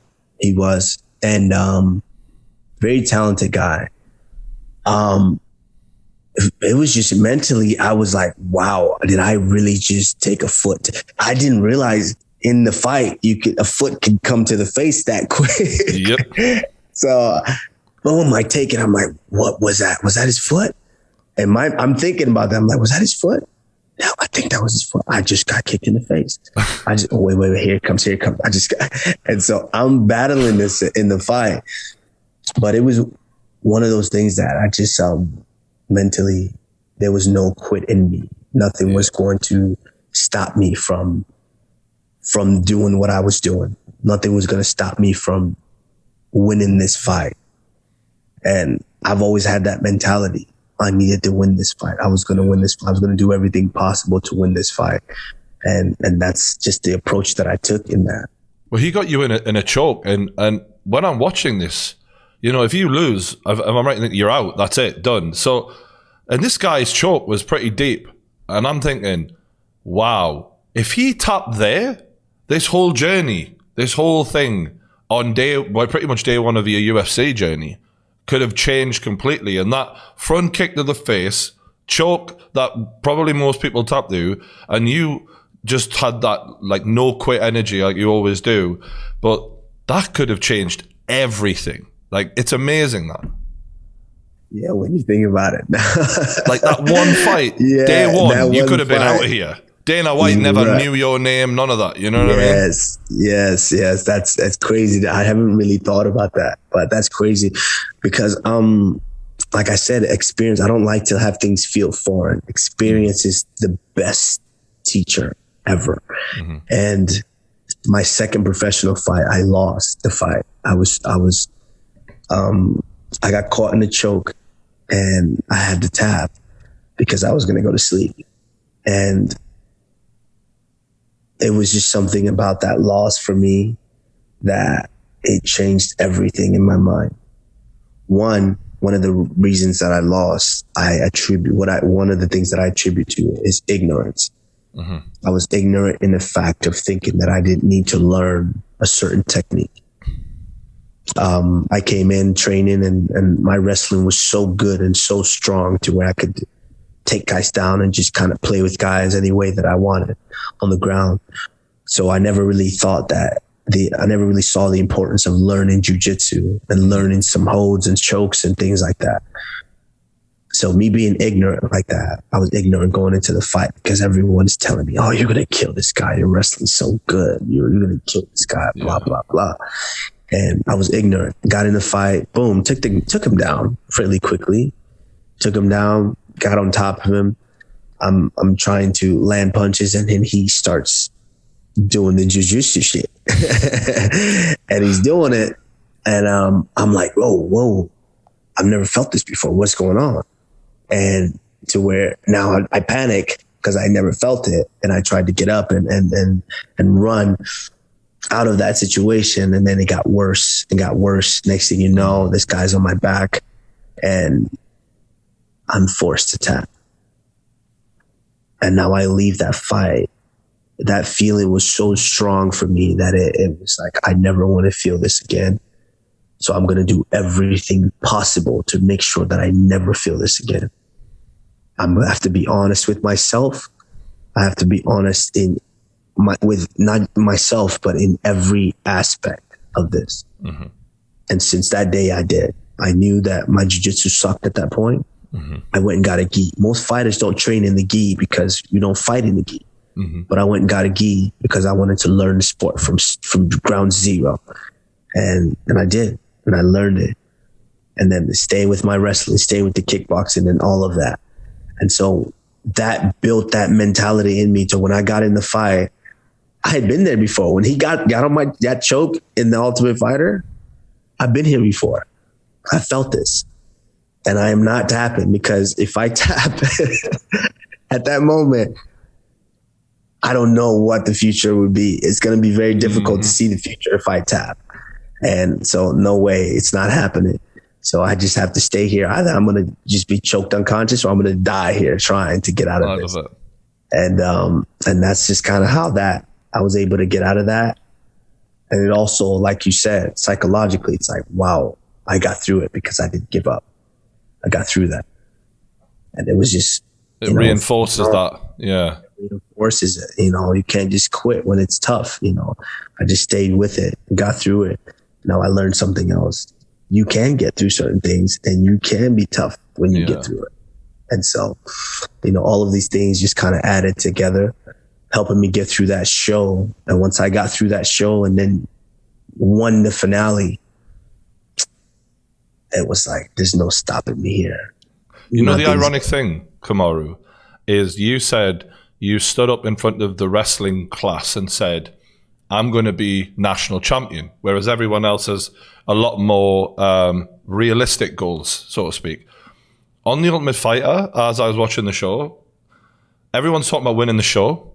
You're talking about being world champion. And that, again, showed why you were different to everyone there. And just having that memory flashback now, it's crazy how that same attitude was present even in The Ultimate Fighter too. Yeah, it's crazy. They just showed a little clip of it. They played a little clip a couple of days ago when and I didn't even remember it. But even in the first episode, my whole thought process was that world championship fight of me, and I'm like, what? I really was putting myself in the world championship fight. Yep. My first fight in the Ultimate Fighter that I might not make it into the UFC. Unbelievable. But I'm thinking of that, and I'm thinking, That's how they're gonna announce. And I'm saying the announcement, how Bruce Buffer is gonna announce us coming into that world championship fight. And it's so surreal because that's exactly how it happened.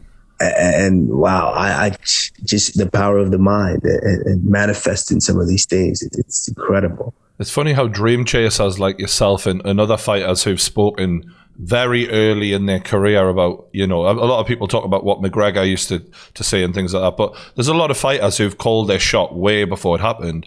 That's what separates average people from special people. No disrespect, but like there's a lot of people who are like those kids in that classroom when you're saying, I want to be national champion. And they're the ones who point and laugh at people like you. But, you're the one laughing now, bro. Very true. Absolutely true. Yeah. And there's nothing wrong with that. That's my thing. There's nothing wrong with that. People put limitations on themselves all the time. There's nothing wrong with that. If you feel like I can only lift 10 pounds, that's fine. That's what you feel like. But you'll never know if your mind doesn't open up and push yourself. You will never know if you could lift that 15 pounds. And that's okay. That's just where you're at. That's your limitation. And I didn't see that. For me, it's funny when I left the Olympic Training Center, the day I left, and I said I was going to go be a mixed martial artist. I got Twitter for the first time. I just got Twitter. Okay. And my Twitter handle was, I want to say it said future welterweight champion. I want to say I think it said that for a long, long time. I love it. And then I remember actually changing it. Now I don't remember because it's been a little while, but I remember actually changing it to where I'm like, this is actually happening. This happened. I'm world champion. It happened. Yeah, got to change the future out of it. Yeah, it's surreal. Looking back at your beginning of the UFC run, there was a lot of wrestle-heavy performances, dominating everyone. No one could touch you. And even in your interviews, though, it was like you weren't confident. You weren't you. You were a little stiff, and you were certainly not speaking like the person we know now. And there was one fight, the Alves fight, and I don't know if this was a conscious thing or what happened between the fight before and the Alves fight, but you came out with you were battering him on the feet. You were speaking confidently. You were talking in your home tongue, and you were like, I was just wondering when I watched all those fights back, what happened between that fight and the ones before? Was that a decision? Yeah, it's something that people that this is the backside that people don't ever see and don't understand is leading up to those fights. I get out of the Ultimate Fighter. And I had a big knee surgery. Oh, big knee surgery that was supposed to take about 9 months to just recover, to get rehab. I fought 3 months after the surgery. So I get done with that, and that was probably not the best idea because now everything that I'm doing after that is I'm just trying to catch up because I did more damage. And the first fight after that, I remember I couldn't walk for most of the fight camp. Just walk to my house, inside my house, up the stairs to my bedroom. I was having bad knee issues. And when you start to experience things like that, it starts to diminish your confidence in your abilities. Because I know I have a bum knee. I'm not confident in my striking. I'm not confident in my jiu-jitsu or anything else. I'm not confident in that. But wrestling, this is something that I've been doing since I was 14. And I did it for a high enough level to where I became the national champion. And I was chasing the Olympic gold medal at one point. So this is something that's just kind of ingrained in me. And it's an edge that I knew that I had on some of these guys. So in those fights, I was dealing with so much trauma leading up to it, to where I would go into the fight and, okay, we got to do what we know because I'm not confident in my striking because I know I have one leg. But once I take these guys down, I'm confident here. One leg or not, I have the upper hand. So I get through one fight. But I needed to win. You can't lose. You can't lose here. Absolutely. I'm in the UFC now. My goal is to be the world champion. I can't lose any in order to be a world champion. So I want to get through the fight. Okay, I win the first fight. Okay, I won the fight. It wasn't that impressive because I wrestled. I used my tool. Second fight, same thing. Still dealing with the injuries. I'm not confident in it. I win the fight. Third fight, same thing. I'm not that confident. I still go out there and win. So now people start to understand. People know that there's a guy here that can win. Yeah, you can win, but impress us. Show us something. And I started to feel that inside. I started to feel like I could have done more in that performance. Could have done more. Mm-hmm. Then the fourth fight, I believe I fought the Russian. And after the first 2 rounds, he was so tired because I was able to take him down and do whatever I wanted. I knew I could have done more. Mm-hmm. But it was just in the third round, something happened. He got himself in a position too close. And by just the second nature, I took him down again, dominated him. And I remember walking away from that fight and I just felt I could have done more than I showed. Yeah. I had worked on more than that. I learned more than that. I had more skills than that.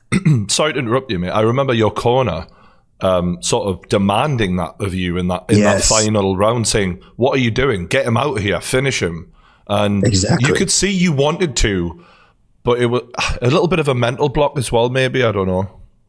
Yeah, it was a bit of a mental block because I was battling between giving up this position in order to potentially finish him or completely continue to dominate him by not giving up this position. And that was it. And I, of course, best case scenario, I want to dominate him in this position and eventually finish him. Mm-hmm. But he was still a fighter. He was going to fight. So he was going to give me one or the other. This decision or this decision. Lose the position, but potentially finish him. Mm-hmm. Or stay with the position and you just dominate him. And I chose to stay with the position and dominate him. And I just remember walking away from that fight. Yes, I won, but I was just like, I have way more to show than that. Mm-hmm. And then in the next fight, it wasn't a fight that I necessarily wanted. I believe the UFC kind of put the fight on me. Yeah. They were like, no, you're going to take that fight because the guy was a dangerous guy. He was an Ultimate Fighter winner as well. Finished everybody. He's knocking guys out or choking guys out. And it was a scary fight. And I remember preparing and training hard for that fight. And then something happened 2 weeks before the fight. I tore some cartilage in my ribs. And by me tearing those cartilage in my ribs, what it did is now I couldn't get into a wrestling stance. Now I couldn't wrestle. Oh. And now it was even just turning was so painful, but that's all I could deal with. I couldn't do anything else. So the only thing that I can do is stand there and throw punches. That didn't hurt him. Grappling and wrestling, all of that hurt it big time. And I couldn't say I pull out of the fight because they had said, you're going to fight this fight. You're going to travel all the way to Brazil and you're going to fight that fight or there's going to be consequences. And I just said, you know what? Fuck it. Let's go do it. Let's go do it. So I remember I got to Brazil and I talked to my jiu-jitsu coach is Brazilian, George Santiago. And I remember I asked him, how do you ask, in Portuguese, how do you ask somebody if they're tired? And he tells me how to ask, and speaking in Portuguese. And so I had learned a little bit because I had a lot of teammates that were Brazilian. So I learned how to say some of the bad words in Portuguese. So now we get in a fight and this guy has watched me for the last 4 opponents wrestle them, take them down and just wrestle them and wrestle them and wrestle them. He prepared for me to wrestle him. What he didn't prepare for me to do is stand there and fight him. And I remember I got into the fight right away and I'm just, because I came in with the attitude of, I don't care what happens. I can't wrestle because my ribs are hurt. He doesn't know that, but I can't wrestle at all. So I have to stay here and fight him. And we started going, and I could tell in the first round, his eyes were shocked because he was waiting for me to try to wrestle him. He was waiting.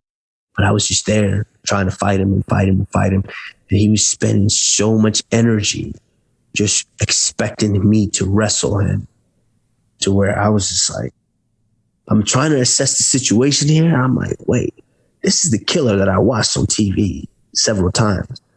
And I'm in here with him, and he's not a killer right now. He's expecting me to do something that I'm not trying to do. And then I think it was about, at the end of that round, I spoke to him in Portuguese. And I got in his face and I asked him, are you tired? And I saw his eyes go like this. He was like, because he was tired. He was, yeah. He was extremely tired. Yep. But he didn't expect me to speak his language and ask him if he was tired. Mm-hmm. And then in the second round, he was a different guy. I just knew at that point, I broke him. Mentally, I broke him. I just stepped on the gas. I was coming forward. And then I started hitting him with shots. And then I got to the point where I said, this is a fist fight.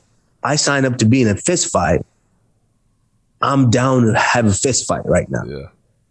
And that was when I really broke through. I let it fly. And I said, I'm here for a fist fight. I'm going to fight this guy. Don't get me wrong. If I need to rely on my tools, I'm going to rely on those tools, because at the end of the day, the most important thing is winning. But I'm here for a fist fight. Then we had a fist fight.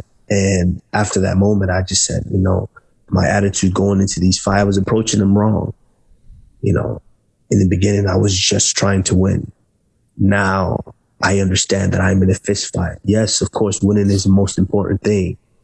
But my attitude now is not just winning. It's winning, but winning impressively, because I'm in a fist fight now. And that's the switch that I flipped in my mind to where now, even now in these championship fights, to where most guys, of course, will want to be conservative. I'm starting to open up more, because I understand what I'm up against. Yeah, a lot of people compare you to obviously George St. Pierre, and all due respect to the legend that he is, but that right there, I think, is what separates you and him, because at that moment you decided, I'm not an athlete here, I'm a fighter. And when I watched you sort of taunting him and showing real spite, it's important to have that edge. That edge is what, to me, can take you to that next level when you do start looking at everyone offended that they'd even think they could beat you, and that dominant edge that you had over him, and the way you just chased him down like prey. I understand, don't get me wrong, George is great, but you're just a different animal to me when I watch you in this, a different type of thing altogether. And I think maybe that injury kind of forced you to learn that about yourself. So again, another thing that we think is a negative, but actually is a blessing, like you say.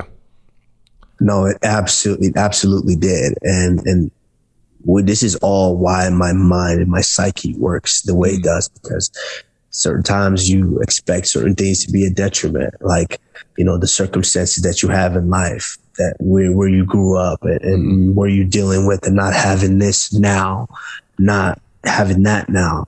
For me, not being healthy going into that fight, it was a blessing in disguise, because it prepared me for that moment to where I had to say, you know what? I don't need to rely on wrestling. I have to stand here and I have to find a way to still accomplish this goal. And that's kind of how my mind works now. That's how my life works, especially in this last fight. In the first fight, you see that I fought him twice, and this is the exact moment that I'm talking about. In the first fight, I'm coming into the fight with a broken nose. Mm-hmm. It makes me a little wary, because if you've ever had a broken nose, you know that if someone even just swings a hand past your face, you feel it. And I'm dealing with all of that going into the fight, but I have to keep on a strong face and somehow win the fight because I'm the champion. I have to stay the champion. Mm-hmm. And I did all that I could do to win that fight. But I knew that that wasn't my best. That wasn't the best that I could do, which is why I was offended that, of course, he started running his mouth and saying that, oh, no, this is why that fight went the way it did because of him. When I knew it was because of me. And so I said, all right, let's do it again. I didn't have to do that. I've already solved that puzzle. I didn't have to do it. But I said, you know what? Let's do it again because I want to put a definitive end to this. I want you to understand that the level between you and I is so far that this is how I'm going to show you. And in that second fight, I wouldn't have been satisfied any other way than the way it happened. I needed to put him there. I needed to lay him there to where when he woke up, he was like, wow, okay, there's absolutely nothing I can say now. Yeah. Are you a good problem solver, in everyday life? Because when I watch people and look at people, I think this guy, he must be mechanically minded or something because he's a bit of a problem solver. I can see that. You really go into every detail. That is a fight that me and my girlfriend have a little bit nowadays. Sometimes women don't want you to solve the problem. They just want to be able to talk about the problem. Yeah. And I'm like, I don't want to talk about the problem. There's a problem. There's a equation, a way to solve it. Let's do it. Yep. And that's how my mind works. And even in life, like my daughter has a problem. What's the problem? Oh, that's wrong. Okay, let's fix that. Uh-huh. How can I help you fix that? My brother has a problem. What's the problem? Let me help you fix You're that. very practical, for sure. Yes, I'm very, very practical too. Sometimes it hurts because even my girlfriend is we talk about these certain things, and it's like, I just want to solve it. If you're hurting, something's going on, I don't want you to hurt. I want to be able to help you get out of that heartache so you don't hurt. It must be difficult to be the girlfriend of yourself because, you're a champion of the world because you're unusual. You're an unusual dude.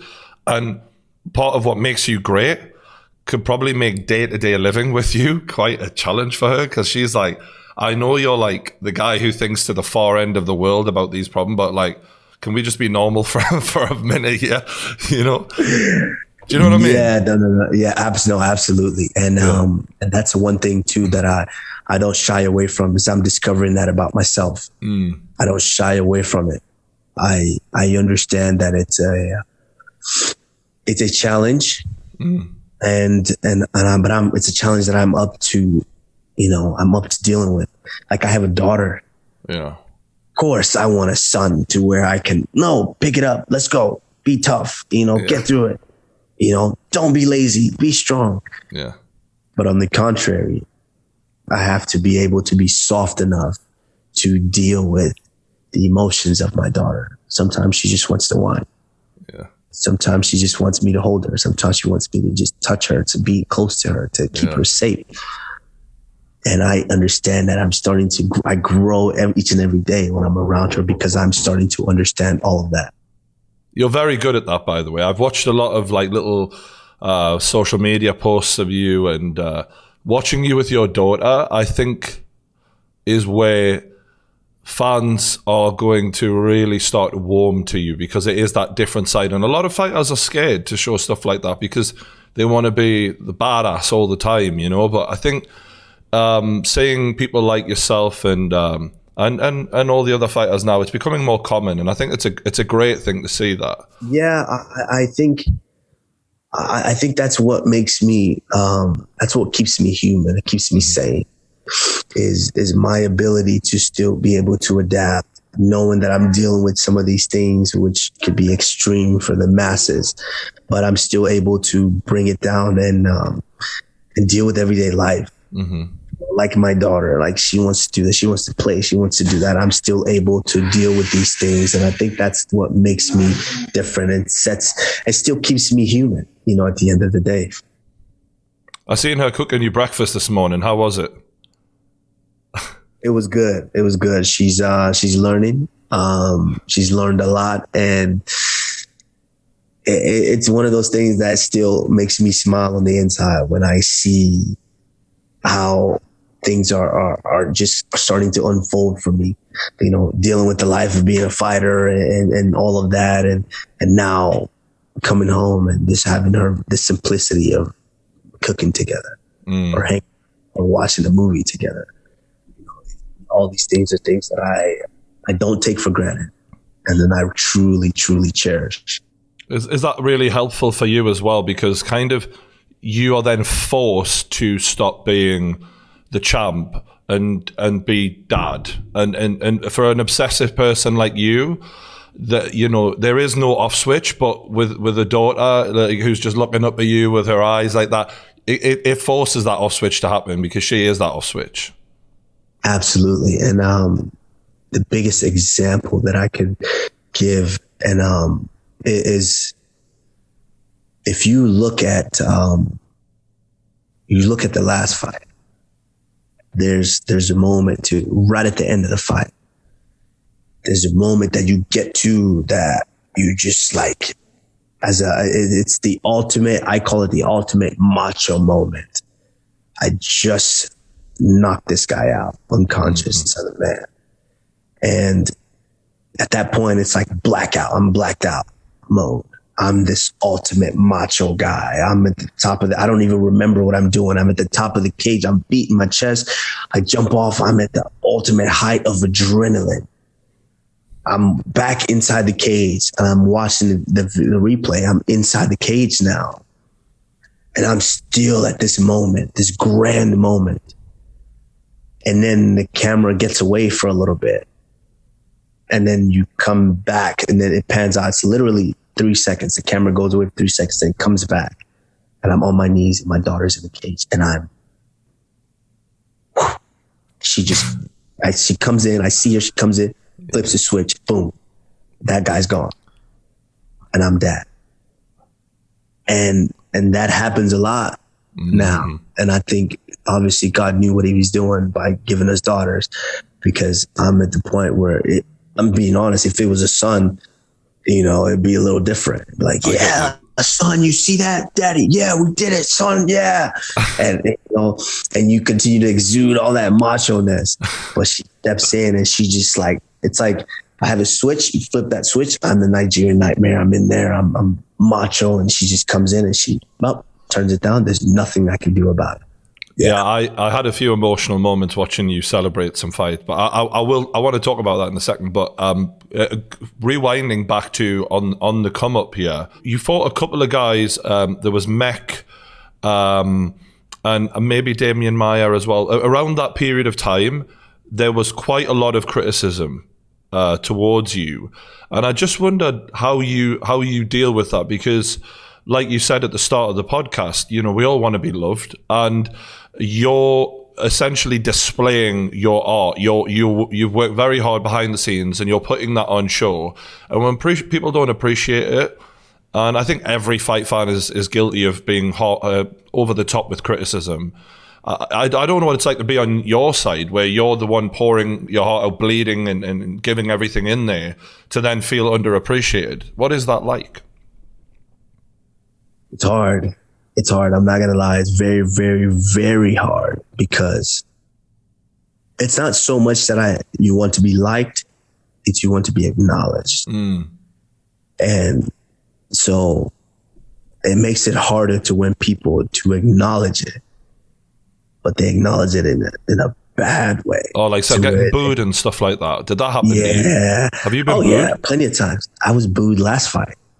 Yeah, but like what I mean is booed because there's being booed because you're the bad guy, and then there's being booed because they don't enjoy watching you fight.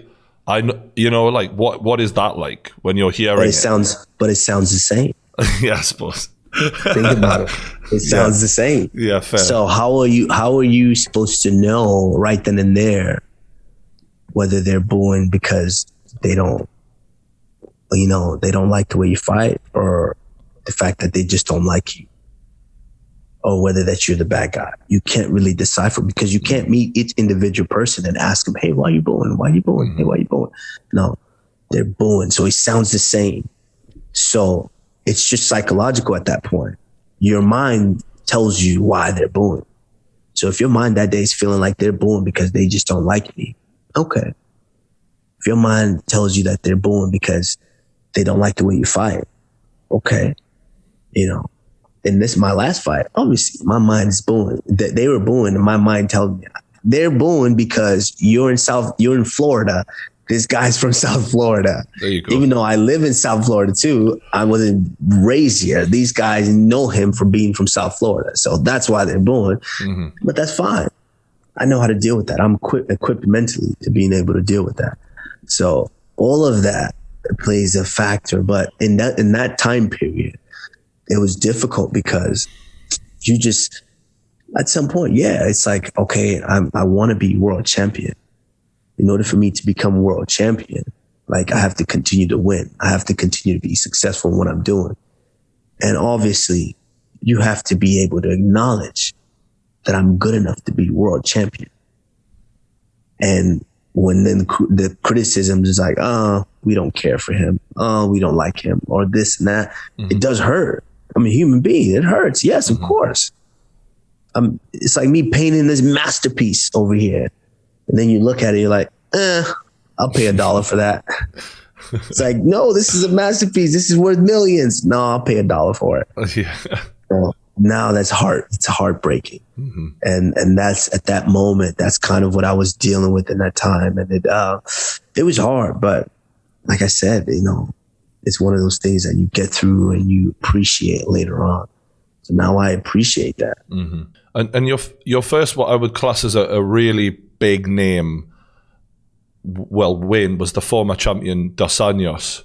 And you did that in scarily easily fashion. Like, this guy was really well respected, and you just made him look like a child. Really, it was brutal. Were you aware then that what was on the line, that the title shot was coming next? I think I was starting to be on that cusp of me knowing that I want to be world champion. Mm-hmm. That's it. I want to be world champion. So at this point, I don't care who I have to beat up and their brothers and sister that I have to beat up. I need to be world champion. So line them up. I want to be world champion. Yeah. So with him, I don't want to say I was looking past him. I wasn't looking past him. I fully prepared for him, but I was already, my mind was, I was going to be the world champion. And so this guy was in my way and I needed to get rid of him. And so that's just kind of how I took it into that fight. And, you know, with the big respect, because I respect him a lot. Yeah. You know, he was the true champion. And, you know, once I got through him, it was just like, I don't know when this world title shot's going to come, but when it does come, I'm going to be champion. Did you feel like they were reluctant to give you it, given that your style was mostly wrestling, and they were kind of like, you know, is that going to draw in the money? Yes, but I didn't give him a choice. I kind of put him in a place to where if you didn't give it to me, I was going to beat everybody in the division. To where I didn't care if I needed to beat everyone from 1 to 15. I was going to be the only guy there, to where you're going to be like, oh, wow, who's next for the title? Dang, he's the only guy. We have to give it to him. You know, I was well prepared to do that. I think what went in your favor as well is I don't think they had the greatest relationship with Woodley. God bless him either. So they were like, yeah, you're fucked now. Yeah. So I think that was a big key too. It's basically, sometimes they put you in these positions to where it's like, well, who's going to be the biggest challenge for you that could bring the best out of you? And they do that. And with Woodley, it was like, okay, well, who's going to be the biggest challenge to bring the best out of you? Because you can't just go in and wrestle a guy. You can't just walk away and back up and not create the action. Who's going to come after him? And at that point, I think it was, you know, I was on the short list for that. Mm. And that's why that worked in my favor. And like you said earlier, you had planned for Woodley for so long. To the rest of the world, this was a very evenly matched fight. If anything, Woodley was probably favourite because I remember Joe Rogan comparing him to GSP, and people were talking like, is he? There were conversations. I'm not saying he was as good as him, but there were certainly conversations. And the way he was getting rid of people in really impressive fashion, the way you beat him was outstanding. It was one of the best title win performances. It was so dominant. It was as dominant as any title win outside of a one-punch knockout you can get, really. I guess relentless is the word in there. It was like, I am not losing this. This is mine. You will not take this from me. Yeah, I mean, I knew it years ago. I already knew it. It was just, I was lucky. And luck for me is when, preparation meets opportunity. And I had been prepared for this for so many years. And then now I got the opportunity. I was like, oh my goodness, and even in the press conference, I remember we were having the press conference and I couldn't tell if he was just trying to sell the fight or if he was really being honest with himself. Because that's one thing that I am, is being honest with myself and my abilities and my opponent's abilities. And he would ask me, because I had known Woodley, like I said, I respected him, and I had a conversation with him when he was champion. When he first became champion, I was fortunate enough to where, because I was with Rashad Evans all the time, and they were friends. And Rashad Evans is kind of like the mentor, the godfather for all us athletes, And Rashad took me to one of his after parties with Woodley. And I remember I got a quick second. He was sitting next to me, and I'm next to him. And I'm like, oh, I'm sitting with the champion. And I'm like, and I asked him, and I said, hey, what is it? What's the difference? What does it feel like, you being world champion? And he's like, oh, well, it's not much difference. To be honest, I don't really remember his answer, but I just remember how I felt being around him. And then I totally know what you mean there. Yeah. Yes, you knew, and then you could take him. You knew you could take him just by being next to him. Yeah. Yeah, being next to him, feeling his aura, feeling his presence. And then fast forward to 3 years later, and I'm sitting there, and we're having this press conference, and he brings it up. And I asked him that in confidence. Like, I'm looking up to you. You're the champion. I respect you. And I asked him that in confidence. He brought it up, and he's like, what are you going to do? What can you do better than me? You can't do anything better than me. It was almost like he had disdain, like he didn't care for my skills and my mental capability. And when I already knew 3 years ago that I could beat you. And I told him, I said, everything. And he said, if it was just, we were just boxing, I would knock you out. And I knew he could do it. And we were just grappling, I would break your arm. I knew you could do it. He said he would beat me every way, shape, form, or fashion. And I told him, no, you cannot. That's what I can do to you, and I will do to you. And he brought up that fact that I asked. He's like, remember what you asked me 3 or 4 years ago? Now that got me by surprise, because that's like between men. That's something we talk about. Yeah. And he brought it up, and it was just like, wow, this guy really he doesn't understand what's going on right now. He's delusional. And to this point, I still don't think he understands what happened in that fight, because even every interview he does now, it's still like, he's like, oh, well, I don't know what I was like. I had an out of body experience. I wasn't even into that fight. I don't know what happened. He said it was like a bad dream. And what I love is that your nickname is the Nigerian Nightmare. It's like, I'm like, literally, bro, the clue's in the name, pal. You just had a nightmare. But what I love about the fact that he gave you sort of a nonchalant response to being the champion. And it goes back to sort of that thing that we were talking about of thoughts become things. It's that that drive that you have about you, that obsessive, I will get this nature. And for someone to speak about the thing that you're working day in, day out for, as if it's, it's all right. Like, you knew straight away he didn't want it as much as you wanted it, just by hearing that answer. You couldn't even remember the exact words, but the tone of voice told you enough. Absolutely. I knew it at that point. I knew it. And another thing that I remember from that night is we were walking away, when we were leaving the club and we're walking away, and I just his presence, his aura, the way he walked away, and I'm like, this guy's not the, I would take it from this guy. I will be the world champion. Now at that point, I didn't necessarily know that it would be me fighting him for the belt. I just knew I could take him. But that's a powerful thing, though. It's that thing that we can't explain, but it is very animalistic. And I feel like when you guys get in the cage, there's this shit that you just can't put words to, but it's going on. It's happening. Oh yeah, and he felt. And honestly, this is just going to have to be it's going to have to be a conversation that I'm going to expect from him at some point in life before we pass on, is having that man-to-man conversation to where I could ask him certain questions and he can be honest with me, and he can ask me certain questions and I'll be honest with him. I want to know from him whether he felt my aura in there, because when I stepped into that cage, that was my cage that night. With him, that was mine. Mm-hmm. And I watched back, and I could see it from just the way that I approached each round, and after each round, and my confidence and my mystique in there, to where I want to know from him if he felt the same thing that I felt. Mm-hmm. But that's a conversation for another time, and it's kind of one of those things that warriors always want to. Soldiers, they want to talk to each other, later on. And I like that, like Rocky and Apollo type stuff.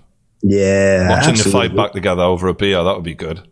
Yes. Speaking of Tyron, I recently interviewed Jake Paul, and he's now signed to fight Jake Paul. And I did a video recently about this because it seemed like the minute Tyron Woodley signed to fight Jake Paul, everyone started discrediting him and talking about him as if he was an easy fight. Oh, Jake Paul's not trying to get a real fight. And I was kind of like, have you seen what boxers do in their early fights? Tyron Woodley, to be fair to Jake Paul, for his fourth fight or whatever it is a fucking hell of a task, considering Tyron Woodley beat Darren Till the year Jake Paul started learning boxing. Like that, it's a crazy fight. But I wondered what your take on them two matching up would be. Yeah, I always find it very disrespectful that people try to do that, because, even though I faced Tyron Woodley and I was able to defeat him, I still don't discredit what he did and what he's done. I mean, this man was a devastating striker, and I think still is. I just think on the mental edge side of it, I think he's not there necessarily right now, but he's still Tyron Woodley. Mm-hmm. And it's a hell of a fight for Jake Paul. If Jake Paul is able to get through Tyron Woodley, then now he's in a realm where I can say, okay, now you can make a case for me wanting to step in there and whoop your ass. And people start trying to discredit him. Oh, but he lost his last 3 fights and this and that. But did you see his last 15 before that? Yeah. And he had a murderer's row in his defeats. He fought you. He fought Burns, and Burns. Colby Covington. And Vicente Luque. I mean, these are top 5 guys. Colby and you are right, like up there with the greatest welterweights of all time. And I think Tyron Woodley in his prime, you could make an easy case of him being top 5 welterweight of all time. I agree. And that's the dangerous thing about this division that we're in, is once you take that defeat, there's not rebound guys to where it's a lesser guy, let me bounce back. No, you've got another killer waiting for you, and another killer waiting after that, and another guy after that. And it's one of those tough situations to be in, but I still give him credit. Tyron Woodley is Tyron Woodley, and I'm intrigued. Now I have to watch that. Yeah. I gotta watch that fight. I absolutely kind of have to watch that fight now. There's a lot of people calling Jake Paul a fake fighter. If he wins this fight, or if he even looks good at points, do you think that is enough for him to be considered a real fighter? No, I I don't like that term of fake. He's a fake fighter. I don't like that term. A fake fighter is someone who's doing it in the movies, stunt, just doing the moves, not really Jean-Claude Van Damme punches. Doing the moves in fights and not really actually engaging it. Yeah. This young kid is still climbing inside the ring and doing it in front of thousands and thousands of people. So much respect with him being able to bare his soul like that, But I think what rubs people the wrong way is when you haven't faced the level of opposition, as far as professionals, to really call yourself, you're one of the best to do this. And then you're saying, I'm one of the greatest. I'm good at this. When you start doing that, I think that's what rubs people the wrong way, to where people are, starting to have that, disdain for you. They're just like, oh, you're not a real fighter. Mm-hmm. No, but he's a real fighter because he does get inside a boxing ring, put on the boxing glove and actually compete. So for that, I will give him a real fighter. But as far as being an elite fighter like Tyron once was, no, he's not there yet. Yeah, and Jake obviously is he's making mega money that I think the numbers came out for like the top 3 fighters financially in the last year, and like he was level with Anthony Joshua. So I think that is another thing, is people are looking at, he fought Ben Askren, and I think other fighters are kind of frustrated when they see that.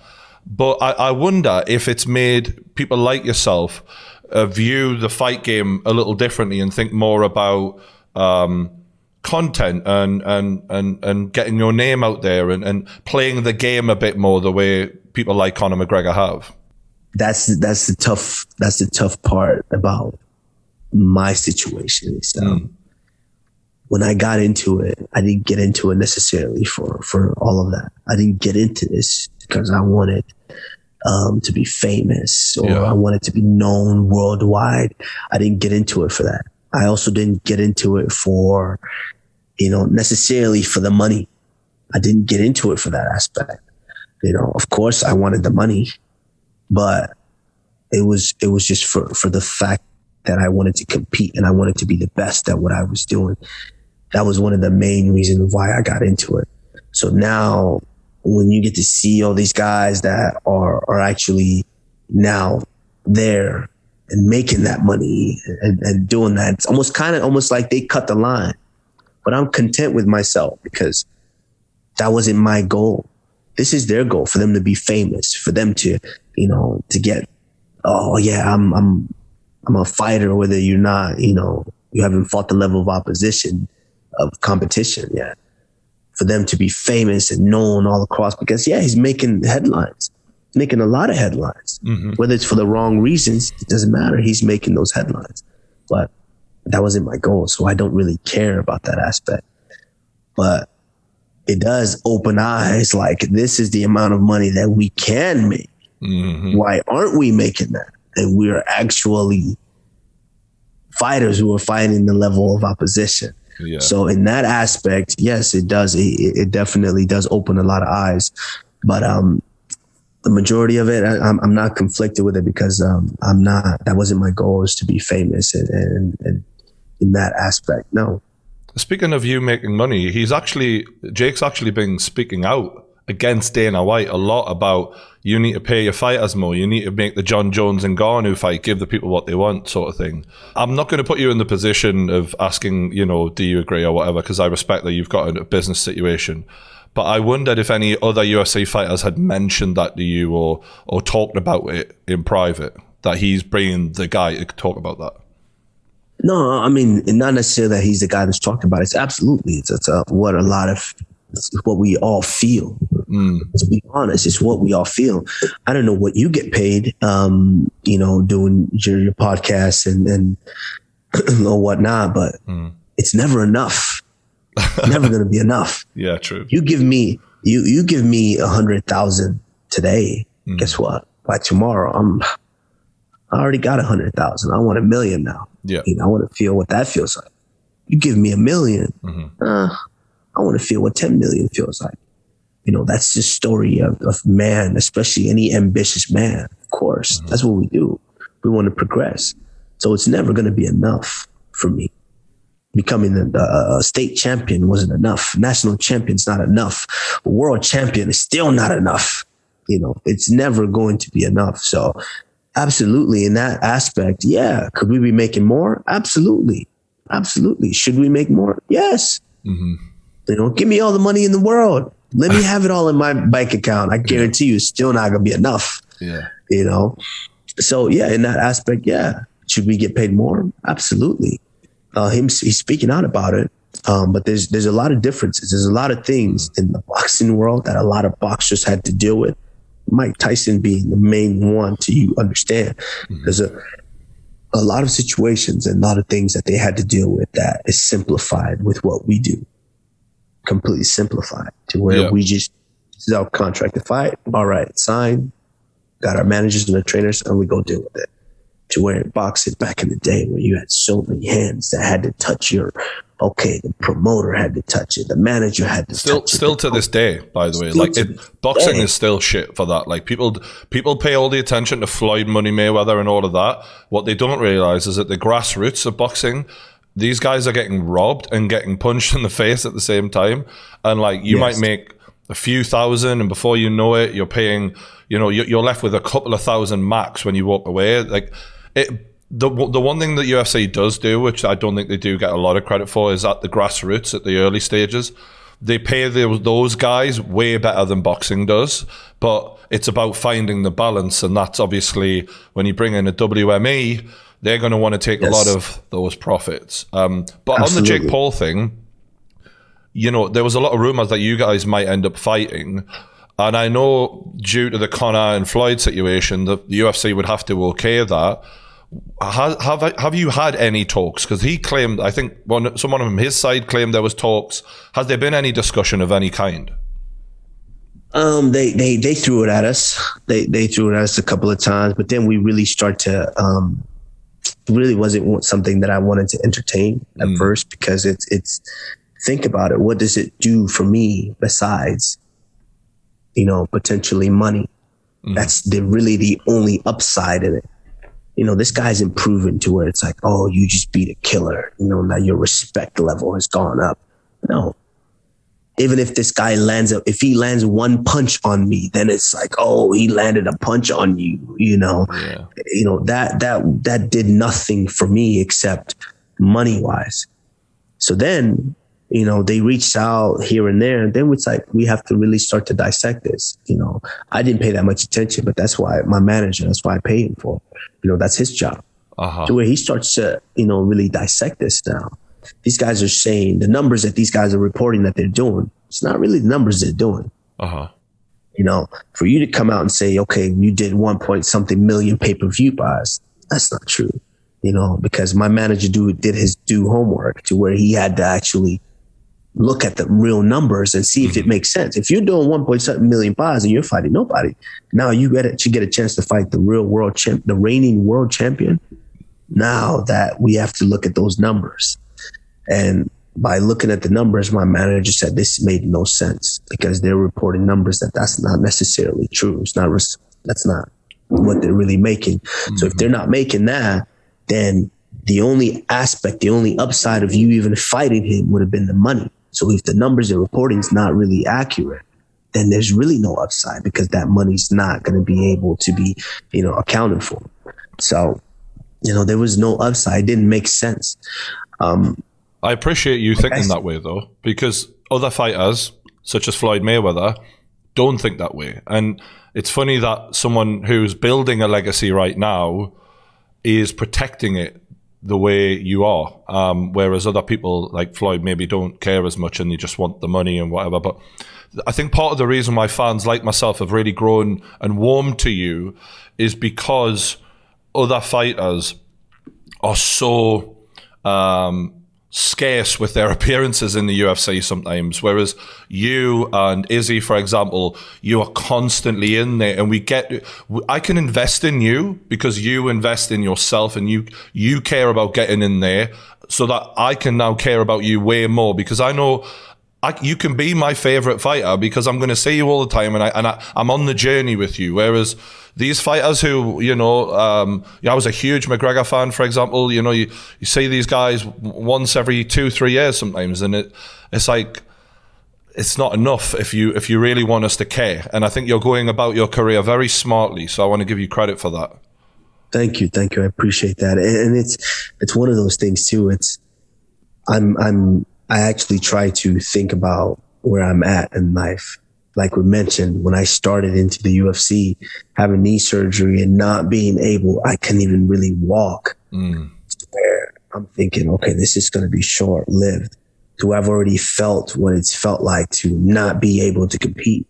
So I'm hurt. I know that I can't fight for a long time because I have to somehow get to a way to where I could fight. To where now I'm in the point to where I just fought. I get out of the fight. I'm like, wow, I'm relatively still healthy. Let's what's next? Let's do it. Let's do it again. Let's do it again because I'm not getting any younger. I'm getting older. And at the same time, these take a lot more out of you. Now, preparing for these world title fights take a lot out of you. Mm-hmm. A lot of, mental strength out of you, as well as physical, being able to prepare for these. And so, I acknowledge that. I know what it does and what it takes from you. And I'm just trying to live in the moment and enjoy it while it's here, because that's one thing that I don't do enough is actually sit back and enjoy it enough. I actually worry about you a little bit with the way you're speaking, though, because you clearly give so much to your training and to your performance. And someone else who did that was Cain Velasquez. And I always looked at him, and I personally, I think he's right up there with one of the greatest who ever did it in his prime, especially at heavyweight. I feel like truly, if you put him in his prime at heavyweight, he probably beats any other heavyweight there. But he gave too much in the training room, and he brutalized like other fighters, but he also trained so hard he brutalized himself. And it's a fine line when you're that obsessive guy and you want to push harder to not push yourself to a point where you're vulnerable. Absolutely. But the thing is, if you ask Cain, would he, if he had a choice to do it all over again, would he do it that way or change it and not knowing what the outcome would be? And like, there's a reason why we still would talk about Cain Velasquez. It's because he was able to go out there and show us what we saw. Yep. Now, had he changed and not been as hard or trained as hard, would he have been the world champion? There's been so many UFC fighters, but I would say we can name 1/25 of them. You can name exactly. Yeah. And so, by him going about it the way that he did, it made him who he was. Now it's extremely tough to say, okay, you changed that. Do you still get there? Do we still hear your name? Or are you just another guy who fought in the UFC, had a long career, but no one really knew? That's a question that you would have to give Cain Velasquez, and it would be very hard. Me personally, I don't know if I would change a lot of things. Obviously now with the wisdom that I have, yes, I would tweak certain things here and there. But as hard as I went, because it prepared me for such a battle to where I knew that it didn't matter what happened, I wasn't going to wilt. I was willing to die in there for this. And going back to the Woodley win after the fight, when I watched it, God, I could almost cry because, I watched literally every fight, but back to back to back. I literally just sat there for a full day having my Kamaru Usman day. Shout out UFC Fight Pass, by the way. Thank you for that. And you have this moment with your daughter, and, like before you'd been aggressive in your post-match interviews, like, I'm a problem, all of that. I loved that. Yeah. But you just broke down crying. And when you see such a tough guy who never shows that, and you're sobbing with your daughter and seeing how much she meant to you, and the way you said, like, she put a fire under me, that was powerful, bro. Like, you got me right in the heart there. Yeah, man. Thinking about it too, I know what that moment felt like. That's one of those moments that I actually do remember. Is because I remember the moment I found out that I was going to have a daughter, and how scared I was. Mm-hmm. I would say 2 weeks after that was the first time I've ever had a panic attack, an anxiety attack. I had an anxiety attack in the hyperbaric chamber. Never experienced this. I'm a macho guy. Whatever it was, I'd do it. Mm-hmm. I had an anxiety attack in the hyperbaric chamber to where I literally thought it could be it. What were you thinking about at that moment to make you have that anxiety attack? I was preparing for my third professional fight. Now, keep in mind, I lost the second professional fight. Okay. And it was about 8 months in between. And now, throw on, I'm going to have a child. Now, throw on, I have $17 in my bank account. Now, throw on that I'm living with a friend on a friend's couch. Now I'm going to have a child. And I just remember thinking, how am I going to do this? I can't do this. And I'm in the hyperbaric chamber, and I usually sleep in there, and then I wake up when it's decompressing. But I woke up and it was still going. Yeah. And so I'm just in there thinking, I'm just in there with my thoughts. And I start thinking, wow, okay, I just lost my second fight. What if this third one, if I lose this third one too? I have a daughter coming. Oh my God, I have $17 in the bank account. I can't even go on a date right now. Like, all these are going through my mind. And I start sweating. Next thing you know, my heart starts racing. Oh, I'm like, calm down, relax. It's okay. So, and I'm having this conversation with myself. Relax, it's okay. But I'm in the room and it's dark in the room. They close the door and they turn the lights off because I usually sleep in there. And now I'm no one around, no one to let me out. And now I'm panicking. Yep. And I'm drenched. Now I'm dripping sweat. And all of a sudden, I'm tapping on the window, and all of a sudden, a nurse comes in and turns the light on, and the machine starts to decompress. So I hit it. I don't think they knew that I was having an anxiety attack. I think they just knew. The time was up. As soon as she walked in, the time was up, and it started to decompress. So I was like, okay, I'm about to get out of here. But I remember driving home thinking, wow, I just had an anxiety attack. And from that moment, I went through with it. I had my third professional fight, which I ended up winning, and won the fourth and won the fifth. And then going through the Ultimate Fighter and having my daughter and still struggling and going through that moment, I knew what that did to me, having her. Yeah. And to get to the point where now I got to the goal, I got to where I wanted to be, and I wanted to be world champion. I'm here, and to be able to share that with her, holding her in there, it broke me on the inside. I couldn't even hide it. I could have tried to be as macho as possible, but there's no way. You could just see. I would have been. I loved it. I loved it, mate, and I'm really glad you did that as a fan, because it let us know who the real Kamaru Usman is. In that moment, a proud dad was the real person. It wasn't about the belt.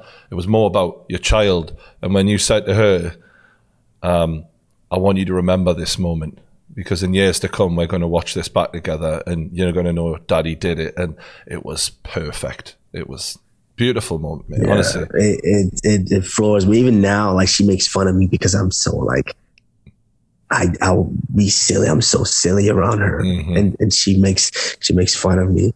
And then when we go places and people are like, oh, get a picture, and she'll make certain comments. Daddy, why does everyone want to take a picture with you? I love that.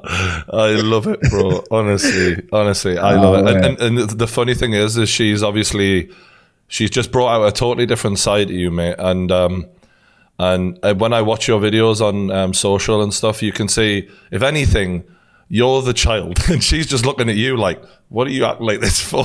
Like, straight face. Yes.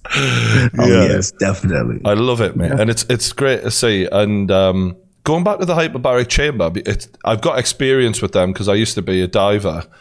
People love that I've mentioned that because I always talk about it in stories. But when you're in there, people don't understand if you've never been in there before. Once that door's shut, it's like being in a jail cell. Like ironically, you're pressurized, and what was going through your head was all the pressure in your life as well. It's some poetic shit because you're literally racking your brains, and I can totally understand how going in there in the dark and thinking about all this pressure on yourself and being a professional fighter and having no wonder you had a panic attack. Have you had any since then? Yes, I have, and I think that was the start of making me human again. Because before that, I was just. Didn't matter what it was. Let's do it. This was tough. Let's do it. I just go through it. And now I think I've had two more. I've had two more since then. One was actually on a plane, on a private plane. Again, at pressure. And both times at pressure. Exactly. Wow. I was on a private plane, and before we took off, they told me that, it's only a 4 hour flight, but towards the last 35, 40 minutes, we'll get a little turbulence. And I knew that. And so I was prepared for it. I was in there. It's just me, the flight attendant, the two pilots, and we're flying, and everything's smooth. And, I almost kind of forgot that they had mentioned that. And we're there, and then all of a sudden it starts getting a little bit of turbulence. And as soon as I get that, my mind is triggered by what has happened to me in the hyperbaric chamber. Triggered, boom. Now I'm thinking about that. I'm like, why do I feel the same as I felt then? Now my mind is going, what if this. And I'm like, no, because it's like a rabbit hole. Once you fall in, it just starts to spiral. Yeah. So now I'm trying to fight it. I'm trying to pull myself out mentally. I'm like, relax. I'm talking to myself. And it's the flight attendant. She's looking at me. It's like a 10-seater. So she's looking at me. She's a couple of seats in front, but she can see me and I can see her. And I'm like, I asked her for some tea. Can I get some tea? And so she turns to make me tea. As soon as she turns her back to make me tea, I'm freaking out. In my mind, I'm like, yo, what if this plane goes? What should happen? I can't see my daughter. Oh my God, so she makes me tea. I grab the tea and I start drinking, and I'm drinking the tea, and I'm just, now I'm doing breathing exercises in there, and I could tell she knew that something was wrong. And so she's like, are you okay? I'm like, yeah, I'm fine. I'm good. I'm all good. And and eventually the pilot goes, all right, we're preparing for landing. I'm like, I'm going to get off this plane soon. Yeah. And I got out and I'm thinking, oh, wow, that's real. It really, truly happens, because when you're going through that moment, you just, nothing, it's in your head, but it feels like I'm going to die. Yeah. That's what it feels like. And I used to always, when I was younger, I was like, why can't they just turn it off?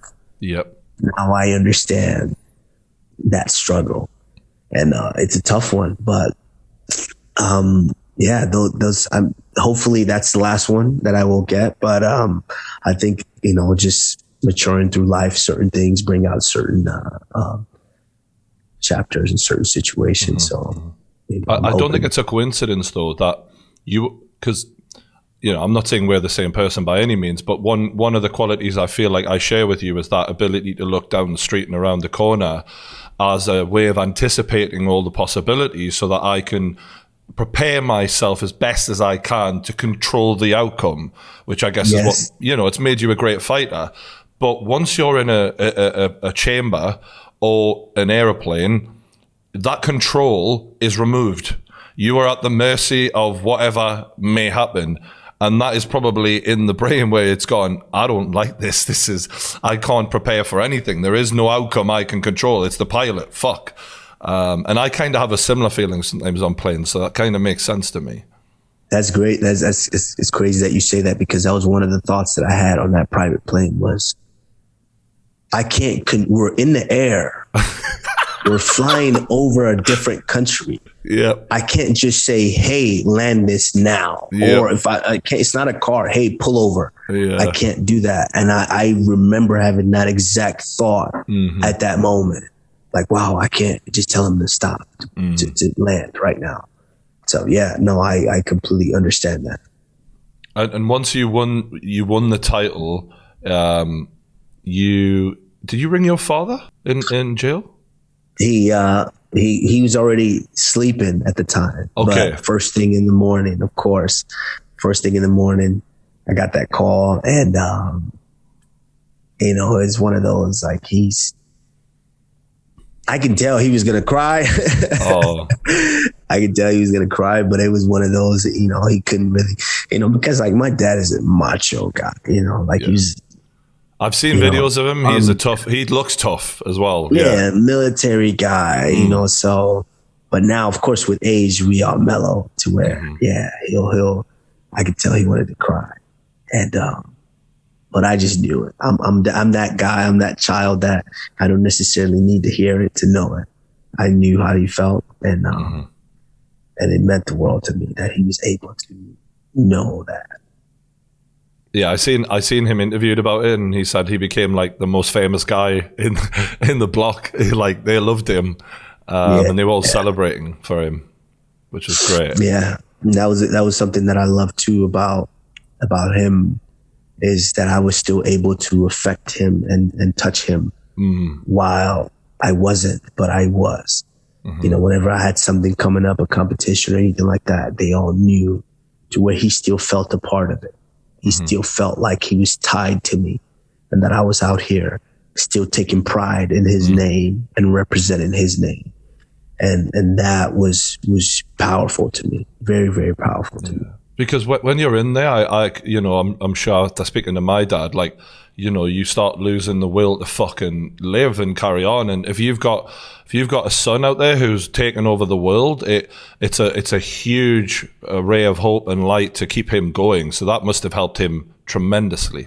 Yeah, he told me he did, big time, and I loved being able to do that for him, even though that was pretty much the only thing that I could do at that point. I loved that. Was it the Covington fight? Was that the first offense? Yeah. Yeah. Yes. That for me was one of the best UFC fights of all time, if not the best. Easily the best welterweight fight of all time. And, as much as he's a dick, I got to give credit. Covington is a part of the reason for that. I actually think, and I've been criticized for saying this, I think Prime Covington beats Prime GSP. I think he is a very, very good fighter. So the fact that you were able to beat him in the way you did just is a huge testament to what you've achieved. But what I loved about the fight was there was no feeling out period. It was immediate, like, we want to hurt each other shit. It was personal. And when part of a legacy is having great rivals and people who, there would be no McGregor without Jose Aldo, and it's important to have them people. And he brought the best out in you, and you brought it big time. What was it like being in the middle of that, when for the first time, you're not going through the guy like a hot knife through butter, and there's a real level of resistance here, and he's putting up a hell of a fight? It's one of those things that's what makes you, that's really when they say you battle tested, that's what that means. And that's really how mano y mano. That's what mano y mano means to me. When you both take each other's best shot and you're able to still be in there and being able to rise through it. It's a different level. It's a different psychological level that you go to, knowing that I can go through this. And this guy is the next best guy out there. But I was able to go through this guy and still accomplish what I set out to do. Different level of it, puts you in a different mental state. And in that fight there was no feeling out.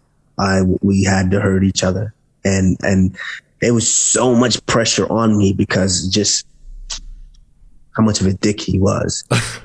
But people hated him, so they were hoping you'd take his head off. The pressure was the world was on me. The world needed me to, and there was no other way for me to go out. If I'd have went out there and took him down and just, won the decision, the world wouldn't have been satisfied. The world wanted it to end the way it did by me breaking his face and stopping him. Because he said some fucked up shit to you about was it your family and all sorts of stuff? Yeah, he said a lot of things. He about my family. He talked about my former manager who passed away. Things about my team, just everything. He did whatever he could to try to get me out of who I am as a fighter. And there's me. I think I'm most dangerous when I'm able to think, because like I said, I'm a problem solver. So if I'm able to think through things, I find the solution. And now when you put someone in a state where they're not thinking, they're just reacting, it's very easy to make a mistake. And he did everything possible to try to put me in that place. But even in that place, I'm a very dangerous individual. And that's what I needed him to understand. So that's why there was no feeling out process. Yep. We had to scrap right away, and we definitely did. You were the calm in the chaos, mate. He wasn't able to do to you what he did to everyone else, what he did to Robbie Lawler, which is he brings the chaos and it's too much for people. It's too, the tempo, the pace that he puts on people. But, you were really able to keep up and push as well, which, considering the way you're built, you would have think you would a bit more lean towards the power, but you pushed it with him. And were there moments of doubt for the first time that crept in there, or did you question yourself at all, or maybe more so than you ever had done before? I wouldn't say I questioned myself. I started to question the rounds, because the one thing about me, and that I think that I started doing early on, and even in my wrestling career, is I always wanted to be in control. And so I always knew what the score. I never looked at the scoreboard. I always knew what the score was when I was wrestling. I always knew, because I was in complete control. I trained to be in complete control. Everything that I do is so I'm in control, so I'm controlling the outcome. And I've always been able to do that. Even in my fights with Tyron Woodley, I knew every round, I won that round. I won that round. I won that round. So for the first time in my career, I'm like, wow, there was it was back and forth that round. Which way are the judges leaning? I was thinking that, but at no point in my head did I think I'm going to lose, or did I think I wasn't going to finish him. At no point in my mind did that change.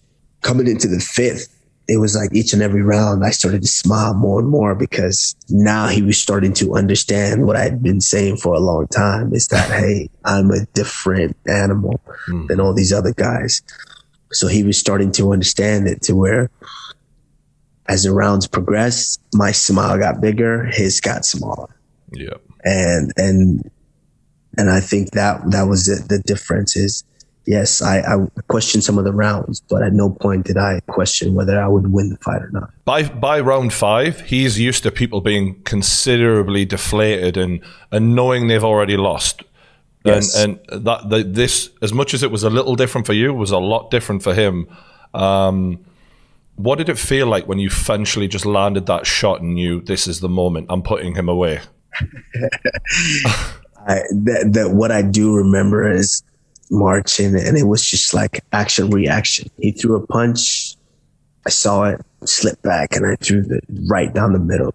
Bing, hit him in the face. He drops, the crowd erupts, and it was like my energy level just got refilled, times 10. After that moment, I could have gone and had another 5 rounds. Wow. I had such a surge of energy to finish this guy. It was just, that's all I remember. It's just like, I was like, wow, not tired at all. And I was hit the most ever because I didn't care. Yep. At that point, I didn't care. I just wanted to fight. It was so personal that I just wanted to fight. I didn't care about getting hit. I didn't care that I wasn't protecting myself in certain places. I just wanted to hurt him. And when I landed that shot, it was such a surge of energy that anything that he had done before meant nothing. This right here, I just got another 5 rounds in me to go. If we had to go all night, I was going to be here all night. And that's what I remember about that moment. Dana recently announced that he is your next opponent. How do you feel about that? Well, I mean, they say that all the time. That's Dana's job. That might be the next opponent that he wants, but now we're kind of in a position to where it's not just, oh yeah, that's what's going to happen.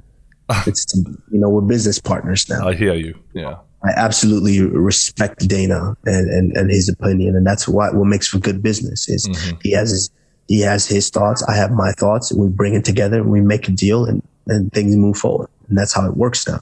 And so, honestly, that's the one thing about me is I've never shied away from anyone at any time. It doesn't matter. I am at a different level, and in order for me to continue to let people know that, I'll take on anyone. And so, yeah, if that happens to be the next fight, then, of course, I welcome it. I think everyone would want to see that again. I don't know. It might be a little different this time. It might be a lot quicker. But, I think you've improved since then, and I don't think he has, to be honest with you.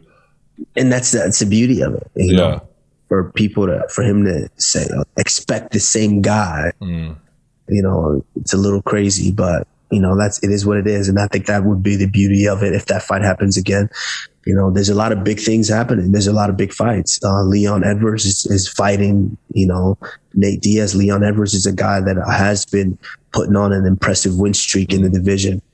Hasn't lost a fight since he lost to me in 2015. And so that's impressive in its own. He could be deserving of it depending on how what kind of noise he goes and makes out there. I feel sorry for Leon because it just ain't in his personality to make much noise. Like, I watch his interviews and God bless him. Like, he clearly has skills, but his interviews are as they're bone dry. You know what I mean? So it's difficult to sell a guy who, he's my countryman, so I root for him. But if you're going to try and draw money with this guy or Colby, it's an easy choice, I guess. Yeah, for that entertainment aspect. If it was up to Dana White, obviously that's why he would say Colby Covington. Absolutely. So I understand that aspect of it. There's a lot of things that need to be talked about, but absolutely, I don't shy away from anybody. I'll beat up anybody.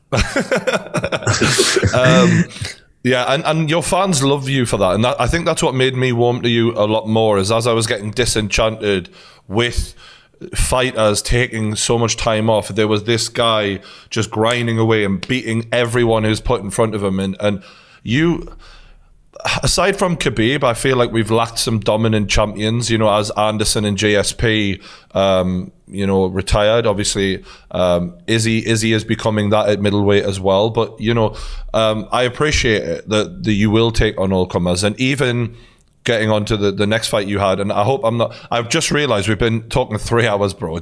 I won't take much longer, I promise. I feel like I've just sort of taken your whole day up, sorry. But Gilbert Burns, how was it going against a guy who you loved and cared about? And even going back to your Ultimate Fighter days, when I was rewatching it, there he is cheering you on, and I'm like, whoa, this got different. That one was tough.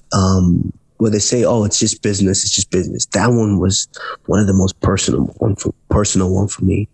Because what's more personal than a guy who knows the time that you've put in, a guy that you shared meals with, a guy that you've held his kids. Jesus. What's more personal than that? A guy that you've helped pursue his dreams and his aspiration of being the lightweight champion of the world. And now he's coming to your division and says, I'm going to take it from you. I know I can take it from you. Because all those times where you helped me, I was measuring you up. I was sizing you up. So I know I can take it from you. to where in my mind, did you feel betrayed? Like, in a little sense, yeah. Because in my mind, I was helping you.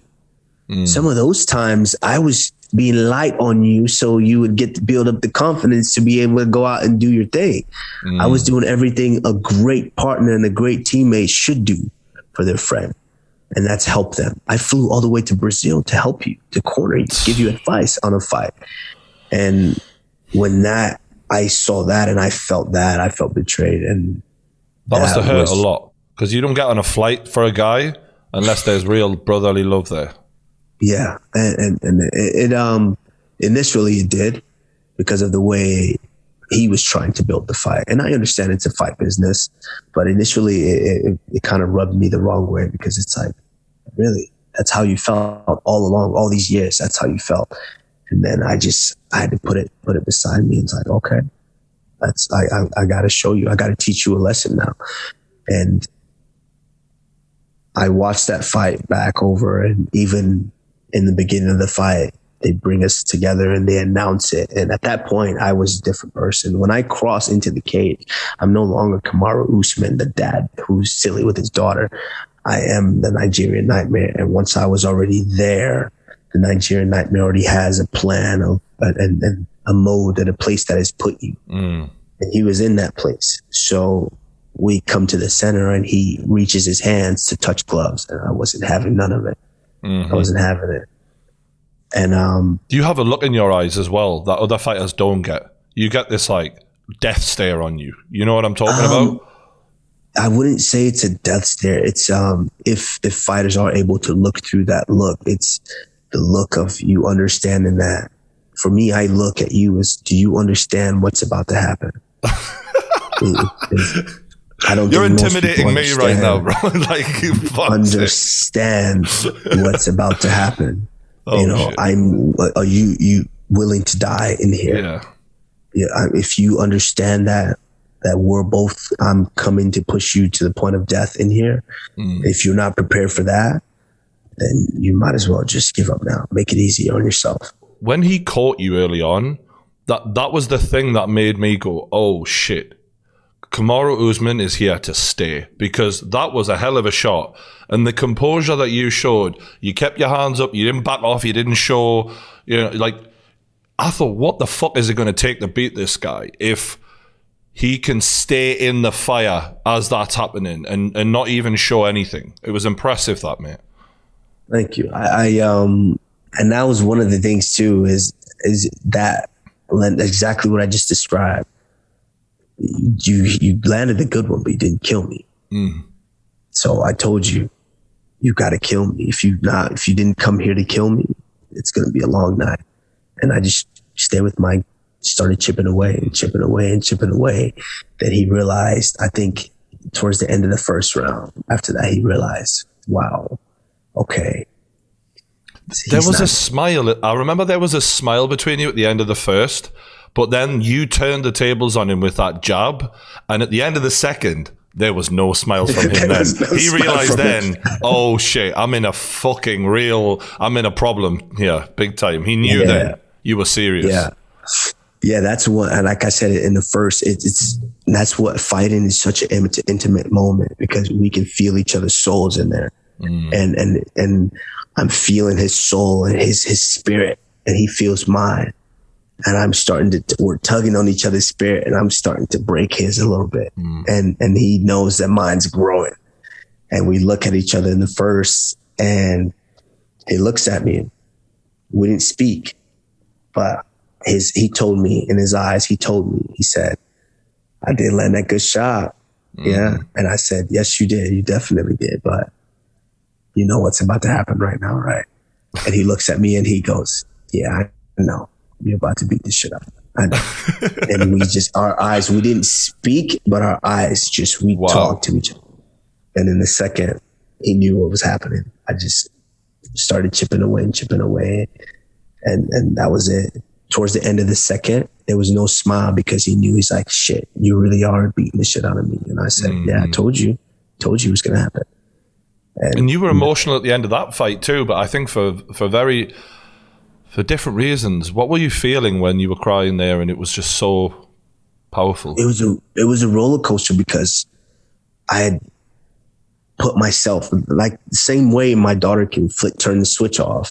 I put myself there. I was the Nigerian Nightmare in there. Got the finish, boom, finished him. And then I'm blacked out. You get to this moment where you black out with adrenaline. I'm just there and I'm screaming something. And then I hear him crying. Mm-hmm. And then it just like flipped the switch off, like, Kamaru Usman, that's your friend. Wow. You helped him. You flew all the way to Brazil to help this guy win a fight so he could provide for his kids who you've held and his wife. And it was like a ton of bricks. It hit me in the chest, like, bro. And I couldn't hold it. Oh, no. Oh, man. You're an empathetic person. You got a lot of empathy in you for a fighter. You know, you really can put yourself in other people's shoes. It's weird. It is. It's very weird because, and I think that's the crazy thing about it is I can turn it on and off. Mm-hmm. So I choose, which I like normally watching a fight, like the fight tonight, I watch and I cringe. Like, how do these guys kick each other? I cringe at fights. I go to a UFC event and I can hear the kicks because I'm front row and I'm like, how do these guys do this? I cringe at it, but then I do it and everyone's like, well, you do that too. I'm like, I don't really think about it like that because I can turn it off and go out there and do it. So when you screamed at the camera, taking what from who? I was like, I'm sitting watching at home like, I'm not taking nothing from you. But like, it was one of sometimes when fighters win and they maintain that aggression, and I'm remembering things like Brock Lesnar at UFC 100 where he screams at the cage and that, like, when you maintain that, you know this person isn't planning, this isn't the top of the mountain for them. And that's what really impressed me about that. I was like, we're looking at a long title reign here. This is, just by your reaction, I knew that you're not going to give this up easily. This is going to be a long process that people are going to have to watch.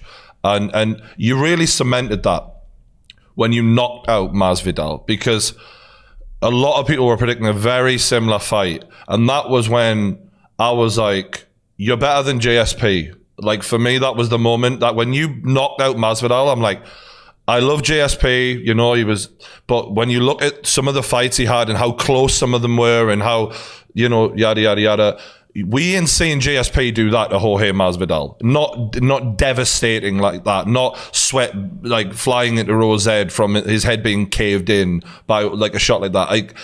I'm not saying JSP can't strike, but you showed just another level in that, and that was such a statement. And I hope you know that. Thank you so much for that. It's just a chip. It's a chip on my shoulder that I still carry. Mm-hmm. And I think it's going to be a point where I'm going to eventually just say, I need to put this down. Just learning from all my mentors, all the people that I look up to that have done this. Okay. Guys like Daniel Cormier, guys like Eddie Alvarez, guys like Rashad Evans. And having them talk to me about this and how they get away from it. Even my jiu-jitsu coach, George Santiago, a lot of people, real MMA fans know who George Santiago is. George Santiago is in probably, it's in the top 5. They just ranked him top 5. I think it was a welterweight fight, maybe middleweight, welterweight or middleweight fight of all time, top 5. When he fought Sakuraba in Japan. I mean, I watched that fight. I'm like, how is this possible? Mm-hmm. These two guys literally tried to kill each other for 5 rounds. Yeah. Every strike was to kill. Nothing was set up. Every strike was to kill each other. And for him to go through that, it takes something from you, going through battles like that. And I'm fully aware that I have that chip right now. And there's going to come a time where I'm going to say, I need to put this down because it's not healthy to walk around with this thing for that long. And I think George St. Pierre recognized it. Yeah. That's why he walked away.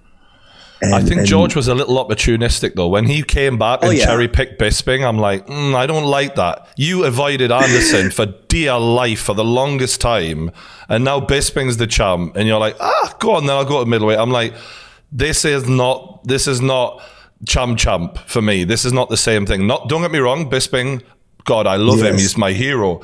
But he was towards the end of his career. He could have fought Anderson in his prime anytime he wanted. You know, it didn't happen for a good reason. No, absolutely. No, I understand that, and I get that. Yeah. You know, for sure. You know, he definitely picked. I mean, and even Whitaker was a champion before that. He could have came back for Whitaker. Yeah, he didn't fancy that either, did he? Yeah, I see why come back for the younger, stronger, hungrier, you know, an aggressive guy. He didn't want to come back for you either, bro. Let's be real, because Gil doesn't want to come back for me. He knows the new school overthrows the old school. He's talked about Khabib, he's talked about Bisping, but he doesn't want the guy who has his crown right now. That should tell a lot of the people who are blinded by their love for George, and I am not taking away from him, but he knows. He's smart. Yeah, and I the chip that you have on your shoulder, that's something he doesn't have. He isn't the guy to stay in the fire when the fire's coming. Like the last fight he had, if you watch that, you see exactly why. In his prime, he'd never fuck with you. And people are going to hate me. I don't give a shit. I'm saying it. You're right. And I respect George. I truly respect George, and I just think let's be honest, he understands it's a different, but he's in that position. And a part of that respect is him is respecting the fact that he is in that position to where he could cherry pick. Yeah, he paved the way. Back and he's like, why would I go back and fight the hungrier guys that are dangerous that could definitely hurt me? Why? When I could take this safer guy, still make the money, and I'm still there. My legacy's already been. It's the same reason Floyd isn't coming back for a Canelo Alvarez rematch. Like, exactly, it's cool. Like, I'm not disrespecting Floyd for not wanting Canelo. I get it, but there's people out there who are just, they want to put la la la la. They don't want to accept reality here. And I'm just looking at you like, let's appreciate this guy while he's here, and let's not do what we've done so often and regret it. And the more I watch you, the more I do appreciate you. And I appreciate your time. It's 3.25 hours now. I got a few questions left. I promise we're going to finish this, because this is going to be my longest podcast ever, and I didn't expect that. So Jorge Masvidal knocked clean out, shocked the world, to be honest with you, because the hype train was incredible and well deserved for Jorge. And you're there, and you finally get to put the belt around your dad's waist. He's out of prison. It's emotional. You get to make him the champion of your world, essentially. What was it like, mate? There's very few moments, very surreal moments that you go through in life that you're like, is this really happening all the time? Yeah. And for me, I took a philosophy class in college. And the philosophy, one of the biggest topics of that class was the pursuit of happiness, what we classify as the pursuit of happiness. And for me, the pursuit of happiness have always been certain moments in life that you can never buy, that you can never replicate. And that's, I think it's for a child, it's the moment to make your parents smile uncontrollably and fill their hearts with joy to where you can never buy that. No matter how much money you have, you can't buy that. You can't replicate that moment. Yep. To be able to fill their heart up with so much joy. I think that's one of the moments. Another moment would be for that, to be the parent and have your child do that for you. Fill your heart up with joy because they listen to you. They have followed the path and the lessons that you've taught, and they become successful. And that was one of those moments for me to be able to do that for my parents. It was like surreal, like, holy shit. I was alive to be able to witness this, something that most people never do. I was alive to be able to witness this. Mm-hmm. And that was how powerful that moment is for me. That's definitely up there. That moment and the moment of me speaking with my daughter in the cage, those are the two moments that I would say I will remember forever. I love that, mate. And it was a beautiful thing to watch. I've got two more questions left. First one is, if the movie is made, which there really should be, you know, in movies there's like a halfway point. There's that moment where the switch flicks in the fighter or the star's mind, and you know now I'm going to become the person I always should have become. What moment would that be in your life so far when you look back at it? To be honest, I don't know. I don't know if I've come to that yet. I don't know. And people say this too when everyone's like, "Oh, don't you see all these records? Don't you consider yourself the greatest?" No, I don't dwell on that. I don't worry about that. Okay. I think when you get to a certain point in life where things have been done, and you sit back and you say, "Wow, I did that at that moment." And you know, I don't think I'm at that moment yet. I think, you know, time has to go by to where I can be like, "Oh, I think that point is where I've been." Yeah. I think I'm just still young enough to where I'm not, and my mind is still so in the fire enough to where I don't think about it yet. It's because you're a serial achiever as well. Like we've said earlier, like it's never time to smell the roses when you're like you know. But on that, my final question is, how would you like to be remembered? I've thought about this one a lot. This is a big one, and I think this is probably one of the most important questions for me. And this is part of what was the knock on me, you know, on my career is, oh, why doesn't he brag and talk trash? Why isn't he like Conor? Why doesn't he try to sell us? Why isn't he this? Let's be honest, you know, Conor's gotten, you know, the fame that he's got, rightfully so. He's done what he's done. But there's certain things that Conor has done that Conor will say, "Oh, I regret saying that for that fight. I regret saying this about this guy. I regret coming at him and his family and his religion like that." Mm-hmm. That's what I don't want to be. And just quick example is when I was training for the Olympics, I had an opportunity. I could have signed with a big wrestling club to kind of sponsor me while I was training. But there was this new club that was from the Colorado. It's a kids club. They wanted a senior level athlete training for the Olympics. So they were going to fundraise and help me, support me in traveling and training so I could just train. And this was a Christian family. It was a husband and wife and 4 kids. And they started the club because one of their kids passed away in a tragic accident. Mm-hmm. And so the club was all in the kids' name, remembering this kid. And so it was a kids club, a bunch of kids, all Christian kids, Christian families. And these kids look up to me. I was like that guy for them. I was a senior level, Olympic level athlete. And these kids were in primary school wrestling. Yeah. And so watching those kids grow up, I can't just say, I don't care how those kids see me or how those kids see the example that I set. I can't look those kids, come and train and teach those kids when I'm on a promo saying, "Oh, fuck this guy's religion. This guy's family. I don't care. I'm going to kill this guy. I'm going to do this. I can't look myself in the mirror and say that. I can't look at my daughter in the face and say that. And then promote a fight, go out there and finish the fight, and then come home and my daughter watches that later. And my daughter goes, "Hey, Daddy, why'd you say that?" And I'm like, "Oh, I was just pretending for the camera. I couldn't be that guy." Mm-hmm. And I think that was one of the biggest. You want to be real. Things. I'm real because I understand that with the great power that I have right now, where people are listening and paying attention to me, there's also great responsibility with that. Yeah. And part of that responsibility is making sure that I show my daughter the real me. So she can come home and say, she sees me on TV and says, "Oh, that's my daddy." And how I'm acting on TV. "Oh yeah, that's my dad." And then I come home. "Yeah, that's still my dad." As opposed to, "Who was that guy on television?"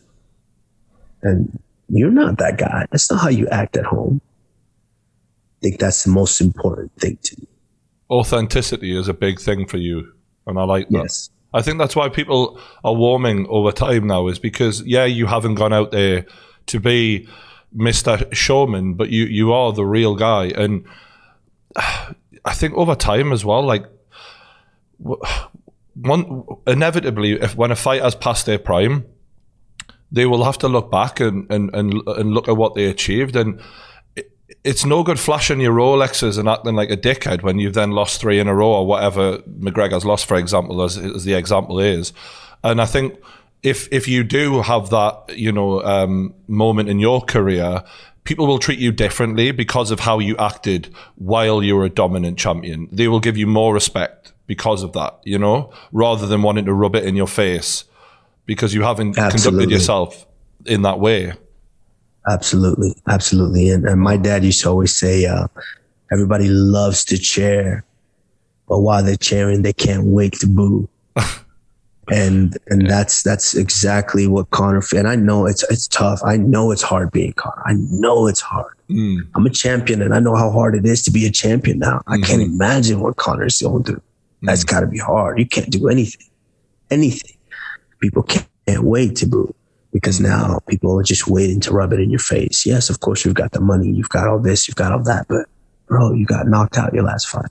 And you're 1 for like 4 in your last, 4 or 5 fights or something like that. People just can't wait to throw that in your face. So it's a tough life to lead, but authenticity is very, very important to me. Kamaru, I'm so grateful for your time. I mean, I told your manager we'd be an hour. It's 3.5. This is ridiculous, but you've not complained once. You're an absolute gentleman, and I'll always be a fan.